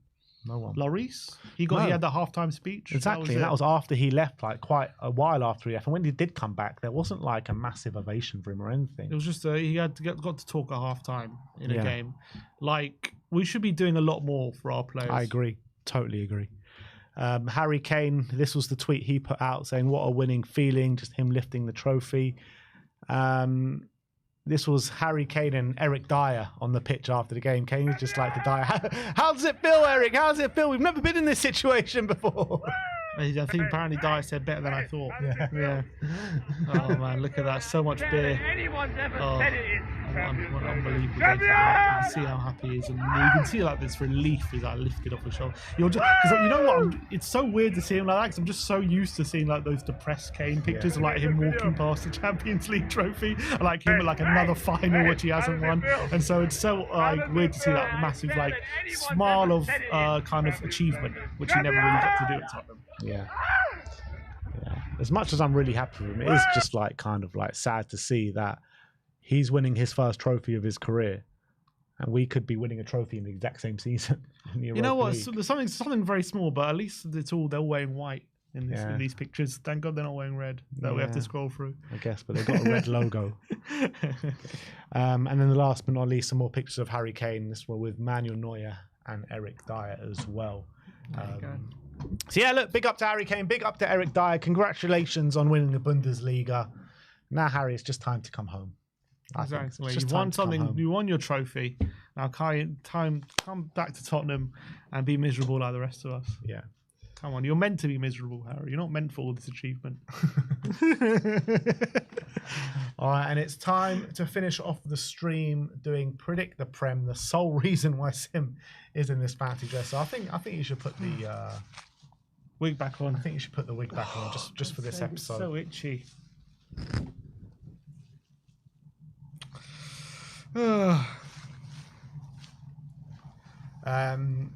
Yeah, so me and Sim obviously got a scoring system predicting each and every Premier League game throughout the course of the season. It's 349 to Sim, 372 to me.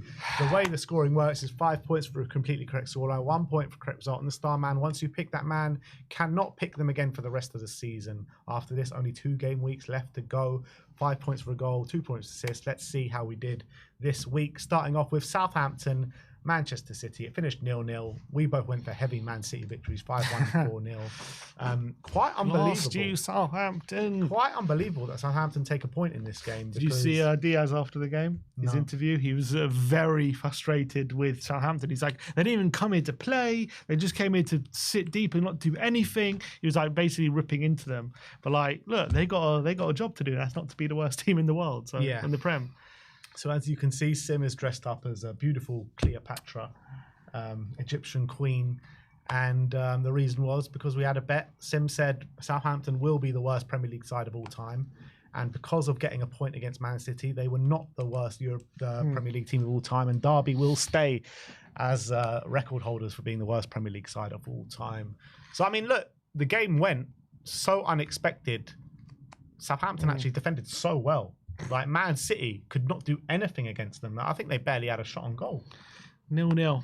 Incredible. I mean, I wasn't actually, look, to be honest, the Premier League at the moment, the football is just so bad. Like, in recent weeks, I feel like everyone's just kind of given up, apart from like the Champions League teams. I haven't been watching a lot of it, but I saw some of the highlights, and it seems they really struggled City badly. Yeah. Erling Haaland started the game, first game back. That's why. And he just he just didn't get a sniff. So I have an agenda against Southampton, and you have an agenda against Moyes. Yeah, a lot of agendas are going around. And talking about Moyes, he got 3 points this weekend. Everton 3, Fulham 1 at Craven Cottage. Sim went for 1-1. I went for 1-0 to Fulham. And yeah, big performance and result for Everton. They go 1-0 up. I mean, Fulham go 1-0 up with Raul Jimenez just after the 20th minute mark or something. Mikalenko gets one back on the stroke of half time. And in the last 15 minutes, Everton scored 2 and go and win the game. Yeah, I think from Fulham perspective, you've got to be a bit gutted because I think with 8th being a fairly realistic chance of Europe, they've kind of bungled it now, 4 points behind with 2 games. So it looks like they're going to be missing out on that. But to be fair, if you offered them 11th at the beginning of the season, they might have taken it. But I think the late season form has not been great for Fulham, kind of gone against them, but fair play to Everton. Brilliant win at Craven Cottage, not easy place to go, and they haven't been winning loads of games recently, so really good for them to get off the mark and get the win, get that win away from home, and very good kind of counter-attacking win from them. Ipswich against Brentford finished 1-0 to Brentford. We both went for Brentford to win, so we both get a point on the table. I went for 3-2, you went for 3-1. It wasn't the kind of goal crazy game that we kind of envisaged. Sade, another goal for him. What a great season he's had. Pushed them 1-0 up in the first half. And just couldn't break down Ipswich after that. And you know what? Ipswich in the last 15 minutes had a bit of a late rally. Could have potentially put one in the back of the net, but it just wasn't to be. And it finished 1-0. What an end to the season Brentford are having, though. 4 wins in a row. Yeah. Unbeaten in 6. 1 lost in their last 8. And they're right now in the place potentially for Europe. Yeah, which is mad to think about for them, which is incredible. Their last 2 games against Fulham and against Wolves, so they've got a really realistic chance of getting that Europe spot. Imagine Frank leading Brentford to Europe. Yeah, what an achievement that is. 100%. And when you're looking at them compared to like a Bournemouth, you know, the narrative is like Bournemouth have had such a brilliant season. Brentford have gone a bit under the radar, and they're now above Bournemouth. And yeah, you've got to give so much credit to Thomas Frank with everything that he works with, the budget and you know the revenues that Brentford make to be where they are. is special. It is, and you've even got players like Norgard saying Mbuemo's probably going to leave at the end of the season. He's saying Wissa might go, but they just get on with it, don't they, Frank? And the only problem is, if Frank does get another job somewhere and he does leave, what happens to them? That's going to be a big question mark. So they're probably going to fight tooth and nail to keep him, because I think a lot of it is like Charlton under Kerbishley. It was like they stayed mid-table for so long, and then as soon as he left, they just kind of just disappeared very quickly. And I feel like the same might happen for Brentford if they ever lose Frank. Potentially. I mean, if they recruit well, which they usually do, they got good recruitment. We've never seen them recruit a manager. I guess if they follow Brighton's model, Brighton doesn't seem to hurt them. I mean, it all goes down on the recruitment. And I think Brentford, they do recruit smartly in the player personnel. So if they can do that with the new manager, look, nothing to say Frank's not even going to be there next season. But if he was to leave and they recruit smartly, there's no reason why they can't keep doing what they're doing. Wolves against Brighton finished 2-0 to Brighton at Molineux. We both went for Wolves wins 2-1. And yeah, Wolves' form is back down again, isn't it? 2 losses on the bounce after 6 wins on the bounce. And credit to Brighton, they needed that win to keep them in the race for the European football, and they got it. Good performance. Yeah, fair play. And it's not easy going to play Wolves and winning there, because they've won 6 in a row before the last 2 losses. So fair play to Brighton, keeping themselves in the hunt. And look, a good away win. And Danny, one interesting stat came out. This Welbeck scored. First time in his career he's hit 10 Premier League goals. Wow. How mad is that? How long he's been around, played for United, played for Arsenal, played for a lot of clubs, played for England a number of times. And this is only the first time just now at 33, he's hit 10 Premier League goals. Yeah, and he got the majority of them in the first 10 games of the season as well. Yeah, but you would have thought at least once he hit 110. You know what I mean? When you actually look at it, he's never been a star for Man United. He wasn't a star for Arsenal. 10 even isn't a great total. You just thought 10, surely 10 at some point. Never did. Well, but now he has. Congratulations to Danny Welbeck for finally hitting 10 Premier League goals. Crazy. Bournemouth against Aston Villa finished 1-0 to Villa on the day. We went for draws. You went for 2-2. I went for 1-1. And I thought Villa played a really professional game here. Managed the game really well. Deserved to win as well. Disappointing from Bournemouth though. Yeah, it wasn't a great game of football, but they got the goal and they got the job over the line, and they managed to, get all 3 points, and they just made sure they held on to what they had. I think Bournemouth, their form of late hasn't been fantastic, albeit they've drawn a lot, haven't lost too many, but they just couldn't kind of respond to what Villa were throwing. And Villa have really put themselves in a decent position for that Champions League spot now, and their next 2, they might have hit the jackpot as well in terms of who they're playing, because I think their next 2 are Tottenham and Man United. Well, yeah. So I don't think if they could have handpicked 2 opponents, apart from maybe the 3 bottom sides, it's those 2, isn't it? And who are playing the Europa League final. So, if they win those 2, I can't see them not making it, surely. Well, they'll have to, because unless Chelsea win both their next 2 games, they will make it. Yeah, big credit to Aston Villa, because they've suffered a bit of heartache this season. Semi-finals of the FA Cup, which was a no-show.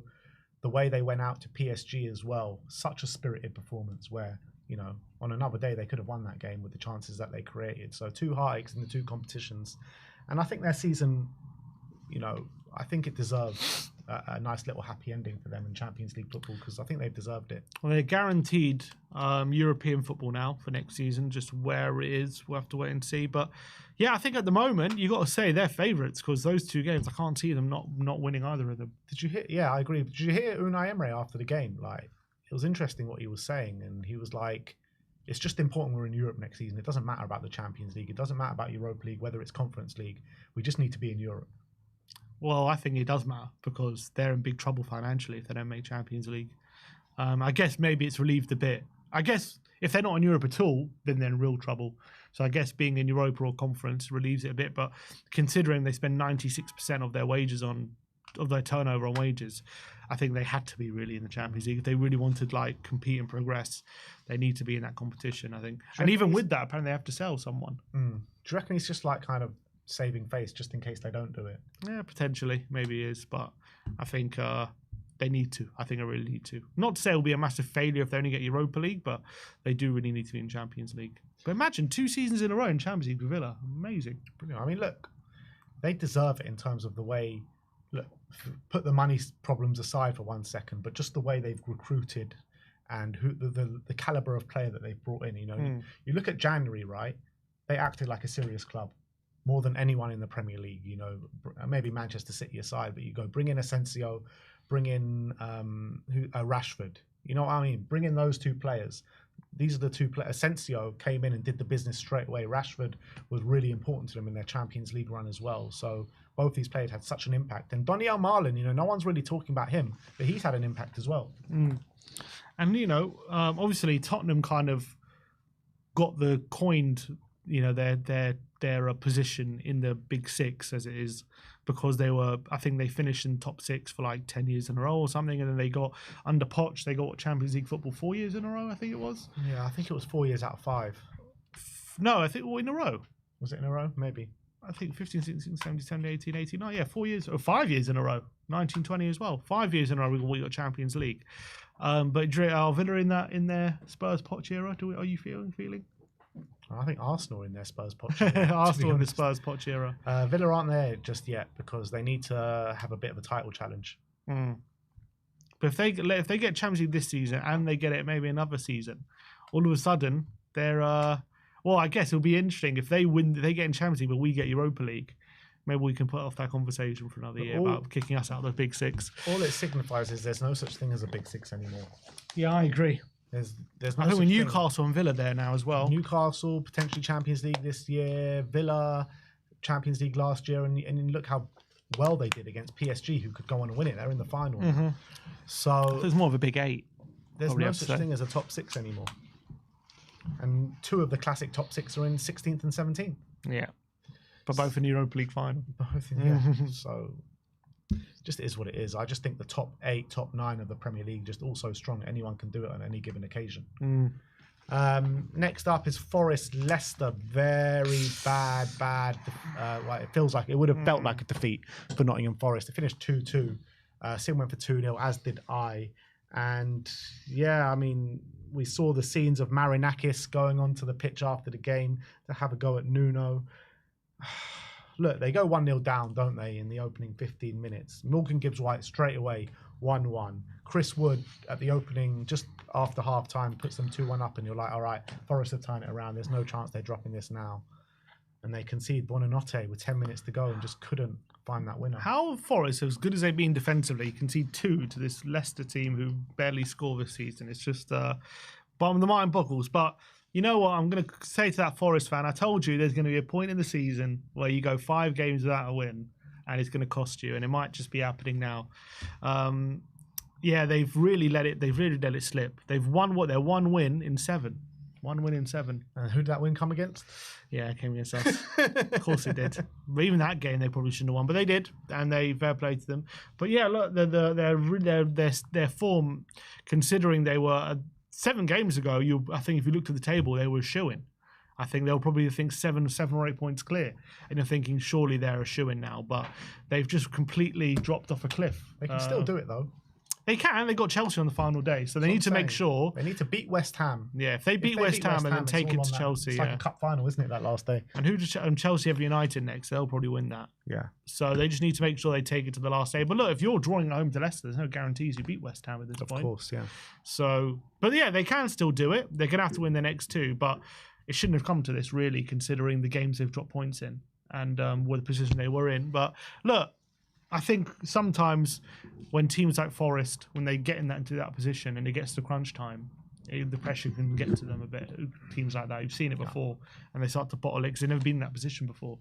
And it seems maybe that's happened to Forest. We'll have to wait and see the next 2 games. But look, regardless of what happens, you're right. It's a great season. But you know, when you're 8 points clear in the Champions League with 7 or the 7 games to go, whatever it is, or 8 games to go, and you're in that position, it's obviously going to be a massive disappointment not making it.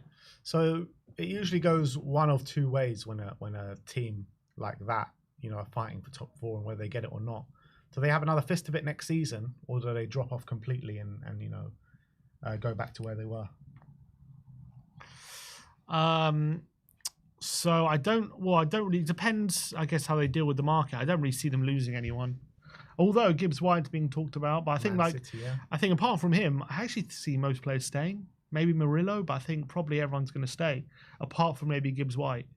Gibbs White's a massive factor. I can't. I'll be shocked if Chris Wood has another season this season like he did next season, and they were quite reliant on him, his goals and stuff. I'd say with European football coming in, that's going to be a big factor. Unless they really sign a lot of really improve the squad significantly, they're going to be mid-table again. No, I'm not sure. Maybe they'll be back down to relegation, but I think they're going to.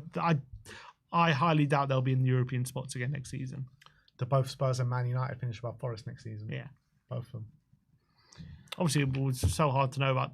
I think the team who wins the Europa League will. Newcastle against Chelsea, big game in the top 4 race. Newcastle win by 2-0. Tonali opening the scoring in the first few minutes. Bruno Guimaraes sealing the victory in the last minute of the game. Nicholas Jackson seeing a straight red. Unbelievably stupid from him. And just as you think Chelsea are kind of like turning that corner, getting consistent wins, they put in a bit of a stinker at St James Park. Yeah, I think Jackson, that red card, man, what is he thinking in such a big game? So early in the game as well. What are you doing? He literally, if you watch the replay, literally looks at Botman and just gives a big elbow. There was literally no need for it. It was so ridiculous. It wasn't given a red on-field decision, was it? It was on VAR review. And completely right. And now he misses the run in as well. When Jackson's actually a massive player for them, because you saw when he wasn't there, they went through a massive downturn in form, and their upturn coincided with him returning. I think that's a big part because I think he's actually a very important part to how they play, Jackson, with his kind of hold-up play and his physical. Without him, they don't really have another player like him in the front line. So. Big miss he's going to be. And look, it was a bad result, bad performance, deserved defeat. Newcastle, I don't want to tempt fate, but surely they've sealed Champions League with that. Because they're 3 points clear of Villa with 2 games to go. Although they are playing Arsenal in the next game. That's even more reason why they've sealed it. I think they beat Arsenal. Arsenal and Everton. How mad is it though? Newcastle. They could go third if they beat second. Sorry. Second. They could realistically finish runners-up this season. Which is mental. Mental. Mad. Yeah, it's absolutely crazy. Second place is going to finish on a historically low points tally this season, I think, because 70 points just scrapes you usually into top 4. Now it's going to get you second. Yeah. But fair play to them, good win. And for them, if they finish second it's mad to think about, because after 12 games they were below Tottenham. And they're going to finish second. Yeah. How mad is that? It 12 is games in, they were below Spurs, and we're going to finish 17th. They're going to finish second. But what a season Eddie Howe has won in the cup as well. Yeah. Carabao Cup win, first cup victory in a very long time, and a potential runners up as well. But yeah, the fact they've kicked on after that Carabao Cup win and not let it distract them like a lot of teams have, is very impressive. And if they really invest smartly in this summer. They've got the makings of a series. We know they've got a brilliant team. Not finishing second with a bad team, but if they can keep Isaac, get Gordon. But Gordon hasn't even had a good season. If they get him back to the form he was last season, if you keep that midfield three of Joe Linton, Bruno, and Tonali together, that midfield three is up there with the best. I think you get a first class right winger through the door. And all of a sudden, maybe we could really be going places. And also, Eddie Howe did an interview a few weeks ago, and he was talking about how they've been hamstrung by PSR a lot over the past couple of years, and that's not really an issue anymore going into this summer. So if they can actually spend the money, which they have, they're actually a really frightening prospect, aren't they? Yeah, I think really so. Really frightening.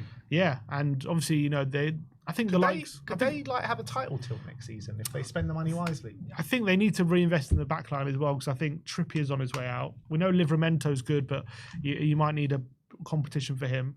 Probably the other one that's been injured a lot this season. What's his name? Yeah, Lewis Hall. Left back. Yeah, left back. So you've got Lewis Hall and Livramento fullbacks. Yeah, is that title challengeable good? I think Livramento is still very young. He's improving every season. Probably might need another centre back, I would say, because Botman's just come back, fair enough. But Shah's getting on a bit. I think he's 33, 34 now. Burn is all right. I think he's good as a backup. And then you've got, who else? Lascelles, obviously, he's going to go. So they probably need a centre back, I would say. But if they get a centre back in, maybe a full back and a right winger, their first teams, their first 11 is going to be up there with the best. Yeah. So if they recruit smartly, I genuinely believe they can be title challengers next season. Manchester United against West Ham finished 2-0 to West Ham. You went for 0-0, I went for 1-1, and West Ham finally win a game of football. Thomas Souček and Jared Bowen getting on the score sheet, and shocking from Manchester United, to be honest, really is. Yeah, terrible. At home as well. To lose to West Ham, who have, I know we drew to them, but they've just been in such bad form, playing so awfully, and they kind of found it easy. Although, I would say, watching the highlights, it seemed as though Man United had a bit of a late rally at 2-0. But the damage was done, it seems, at that point. Look, Man United did play quite a strong team as well in this game. So it wasn't like Tottenham where they rested a load of players. They played quite a strong team and ended up on the receiving end of a really bad defeat. Amarim, very interesting comments from Amarim after the game. He said, if I can't change the culture here, I might have to give space to someone else to take the job. Thing is with Amarim, he seems to me like a very emotional guy. Like Conte, who just says these things. Very emotional guy where, after the game, did you see he had plasters all over his fist because he was like punching something because he was getting so angry. Like this guy, he's very emotional. I think he's a very good manager. I just think like he just needs time to do work. The problem is he going to get it? I think he will get the time. The problem I have for him is if they don't win Europa League. He keeps saying it doesn't matter, but if they don't win it, he ain't going to get the funds to completely change the team like he needs to. Yeah, and that's a massive issue because he needs funds because they need so much surgery, like ridiculous amounts, in terms of a team that can play in his way. They need probably two wing backs. They need probably a midfielder. They definitely need a striker because Højlund and Xerxes ain't going to do it. They need centre backs. They need like a whole new team. So let's say that doesn't happen, right? Spurs win the Europa League. He might have to go. Amarim gets frustrated and walks or gets sacked, whatever. Ange gets sacked beginning stage of next season. Swap managers. Yeah, you're taking Amarim. So if Ange goes and Amarim goes, I wouldn't mind Amarim. I'll take Amarim. I wouldn't mind Amarim. If that's the case, if Ange is gone. But yeah, I think he's definitely he's at the moment he's struggling at the with the job. I think out from what's called objectively, it's the way. I mean, as a fan of the club, do you like to hear your manager say things like that? Do you think? Well, because Ange has done the opposite. He's kind of been very kind of bullish that he's the right man, kind of thing. I look back to Conte's comments when he did that interview after Southampton, the press conference. And I loved it when he did that because it's calling out what needs to be called out. And look, it depends if you feel like that stuff should be open in the, in the public. I think more times than not, it's probably best if it's not. But, sometimes it just needs to be said. And if you're a United fan, regardless, obviously, I have my opinion of what it means for Tottenham to win Europa League. But when he says it doesn't matter if we win Europa League or don't win, the problems are much bigger than that.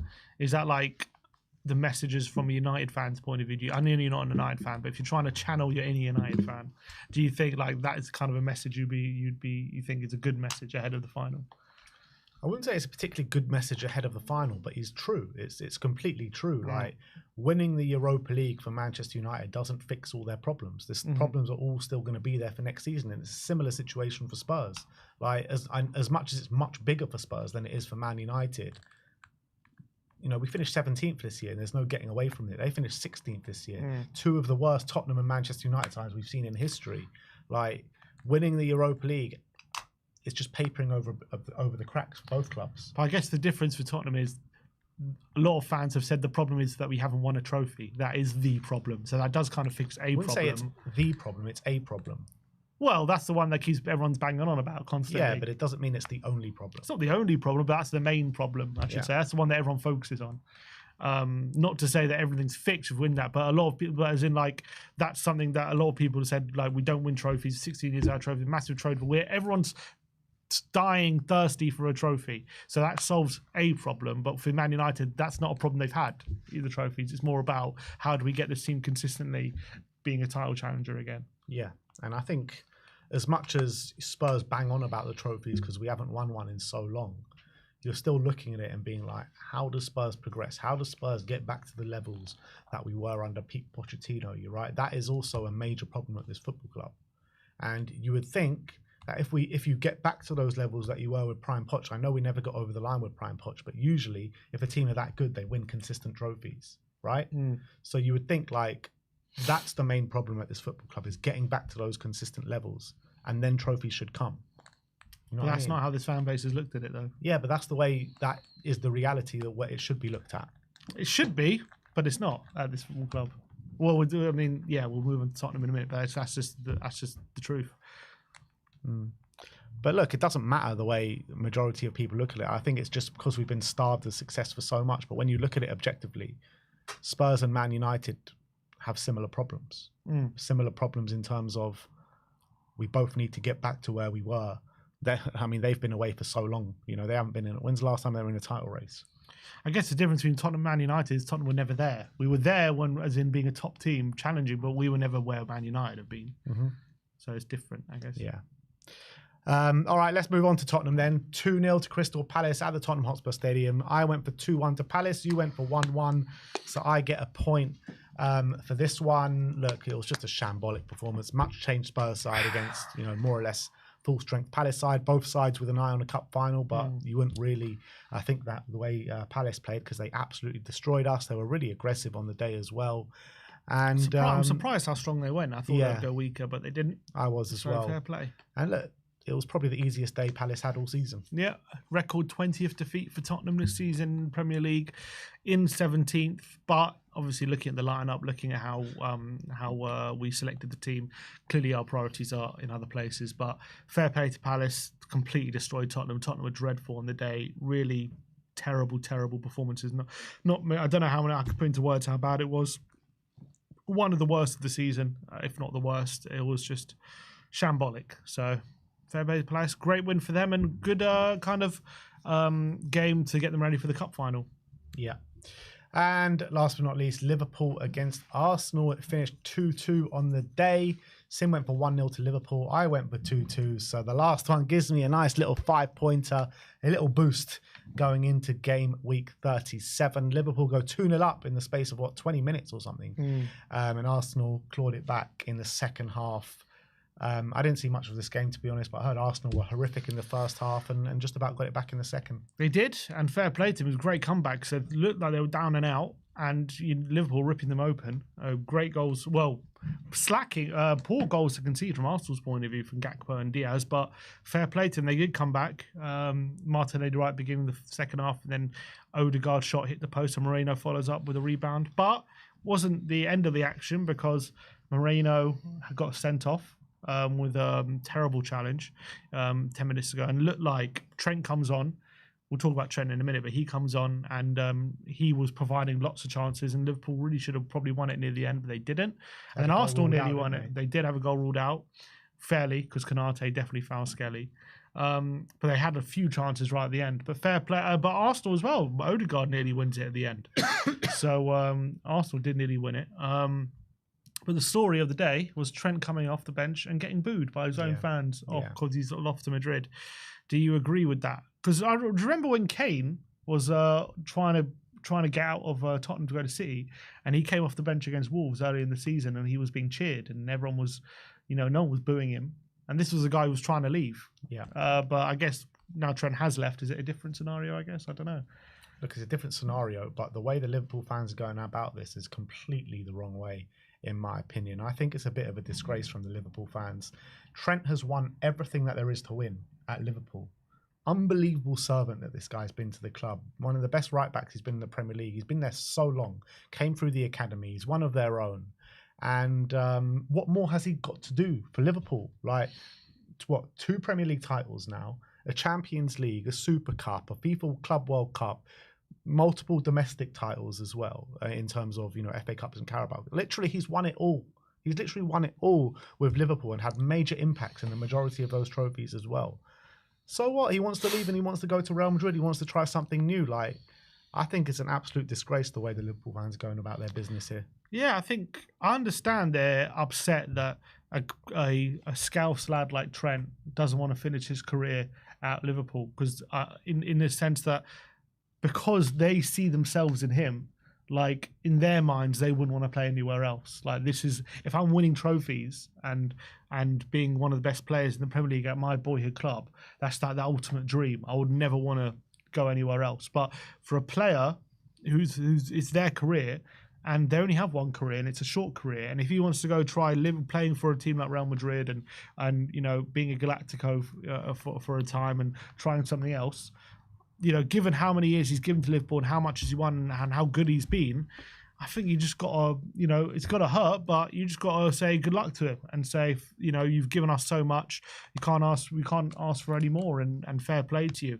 But that's not how they're going about it. They're acting like if Trent doesn't end his career at Liverpool, he's a disgrace, essentially. Maybe it's an element of the fact they're not getting any money for him. Maybe that's upset them a bit, the fact he's leaving on a free, running down his contract. Maybe that's a bit of a frustration for the fans, which I can understand, because this is what, a £100 million player, isn't he? Yeah, but you can't let your biggest players go into, like, they should have looked to sell him before then. You know what I mean? Like, but that's what Madrid do. They did the same with Mbappe. Yeah, they chat up the players, don't they? It's just the reality of the situation. Fans can't get bogged down into how much you're getting for a player and start hating a player because you're not getting any money for him. You've got to look at what he's done for Liverpool, what he's done for the football club.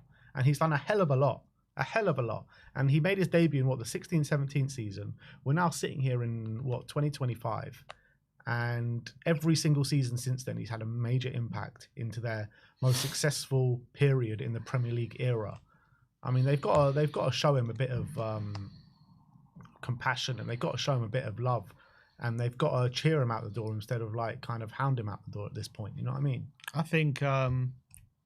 Well, I was going to say he might. I have a theory that he could be back at Liverpool sooner rather than later. But with Alonso now being confirmed as Madrid manager, maybe not, because he's a very smart manager. He'll fit. I think if Ancelotti was still there, I don't think it would have worked. But I think with Alonso there now, if they go to like a back three, because I think the problem with having Trent at Madrid is you've already got Vinicius and Mbappe there and Bellingham, and you've basically got three players who basically need people around them to do extra running for. And then basically you got Trent there now, and so that's like another player people need to do extra running for. That's like four players in your team that you need extra runners for, and that's just not sustainable. But if you can kind of adjust the formation a bit, maybe you go play a back three with like get Valverde in the middle, get some really strong midfielders and centre backs who are very good out wide. If they get like Saliba in, for example, if they can somehow get him out of Arsenal, then I think it can work. This season. Probably not, but I think if that kind of signing, I think it can really work. All right, well that's that. It was nice to see Arsenal giving Liverpool the guard of honour before the game as well. They hated that, didn't they? They absolutely hated it. But it is what it is, you know. Arsenal now, no trophy since the FA Cup in Arteta's first season. There's a lot of conversation now about Arteta, and is he just a nearly man? How do you feel about that? You know, is he a nearly man, or is he going to do the business eventually?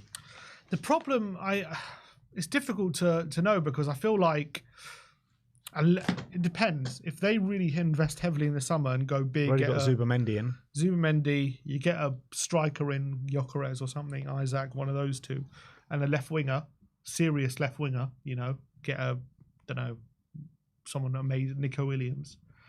Then I think they've got a good chance of actually winning more than one thing. But right now, they are the nearly men, and I think he's as I said, I think they're basically Pochettino's Tottenham. It's a very, very similar situation. They just need those few extra things to go the extra step. And Arteta says a lot about his timing. You know, last season, their points total from last season probably would have won the league this season. Their ending points total in terms of the overall. So understand that as well. But that's also timing with exactly Pochettino, same thing. We have the same conversations. The difference with them is they're probably going to back him heavily in the transfer market. We never did with Poch. So the likelihood of that sustaining and actually them going again next season is high. But what I would say is he needs to change up a lot of things. Like, he can't be so reliant on set pieces and corners and all these things like he was this season. He needs to get back to some of the football they were playing a year or two ago, because this season it's like he's tried to control every little thing. It's like we're going to defend so well, and we're just going to get people on set pieces and counterattacks and all these different things. And that only worked for a time. It was never sustainable, and it ended up falling apart. And obviously injuries as well, and they're not going to have such bad injuries probably next season they did this season. So that obviously did hamper them as well. But right now he is the nearly man. A lot of fans are saying he's got one more year. Yeah, I've heard that. One more year. But again, a lot of fans said that this year. Yeah, exactly. So I do feel like... I don't think they're going to sack him anytime soon. Yeah, I do feel like he's got such control at that football club. Even if they don't win anything next season, they won't sack him. If they go close. Yeah, I feel like if they finish second again, get to another semi-final of the Champions League and, they get close but don't get the cake, I still think they'll keep him for another year. I agree. Unless they really fall apart and they're like into a top 4 challenge and stuff like that, potentially, and nowhere in the Champions League, I don't see them sacking him. But you know what? He says, Arteta goes on about timing, right? And about, last year, if, out of the last couple of years, we would have won the title. Well, this year, with the points tally, the last couple of years, he would have just about made top 4 or, been outside top 4. Could have been outside, yeah. You know what I mean? They're going to finish on a maximum of 74, and I don't even think they're going to get that. I think they lose to Newcastle this weekend. Mm-hmm. And if they do lose to Newcastle this weekend, third in a 2-horse race. Could be 4th if City win. Could be win the next 2. 100%. I agree. And it's been a very, very disappointing season for Arsenal, 100%. I completely agree with that. And look, as much as they could definitely go again next season, with City probably going to be improving. Liverpool, if they invest correctly, there's going to be a lot of competition as well next season. Yeah. So Newcastle we're talking about as well. So Arne Slot said there's going to be heavy investment this summer as well. Also, you could probably going to say next season, it's not going to be as easy as this season to win the title. No, definitely not. So it's going to be a lot harder. So they're going to have to really up their game next season. We say that every summer though, don't we? True. It won't be as easy this year as it was next year. Well, I think last summer we said, and we all predicted City to win it, but we probably said next season's probably the year. But the narrative forming within the Arsenal fan base coming into this season was, this is our year.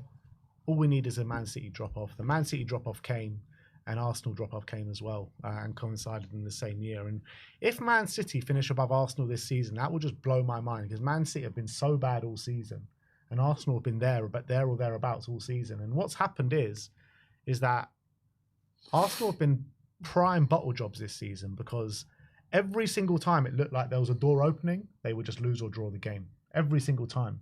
Because doors were opening all season for them. Every time Liverpool would drop points. And it's not like Liverpool were this unbelievably unbeatable team this season.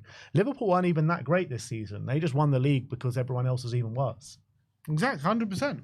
They're going to finish on a very similar points total to last season. Yeah. That's the truth. Mm-hmm. And last season they bottled the title challenge. Third, yeah. Yeah. All right, let's move on to star men. Sim went for Kevin De Bruyne. I went for Omar Mamouche. Mamouche didn't even start, and I said it in the predictions. Haaland's back. I got a feeling that Mamouche won't even start the game, and he didn't. But it did finish 0-0. So every time we do this, none of the players score, and it ends up 0-0. So the curse strikes again. So going into the last 2 game weeks, it's 351 to 380. 29 points. In 2 game weeks. 15 points a week. You got some aces up your... No, just you. I'm keeping my cards very close to my chest. All right, so there you have it. That is the review the Prem for this week. We'll be back for Predict the Prem later on in the week, but that's it from us today. Thank you, everyone, for joining us. Like, subscribe, and comment. And as always, come on, you Spurs.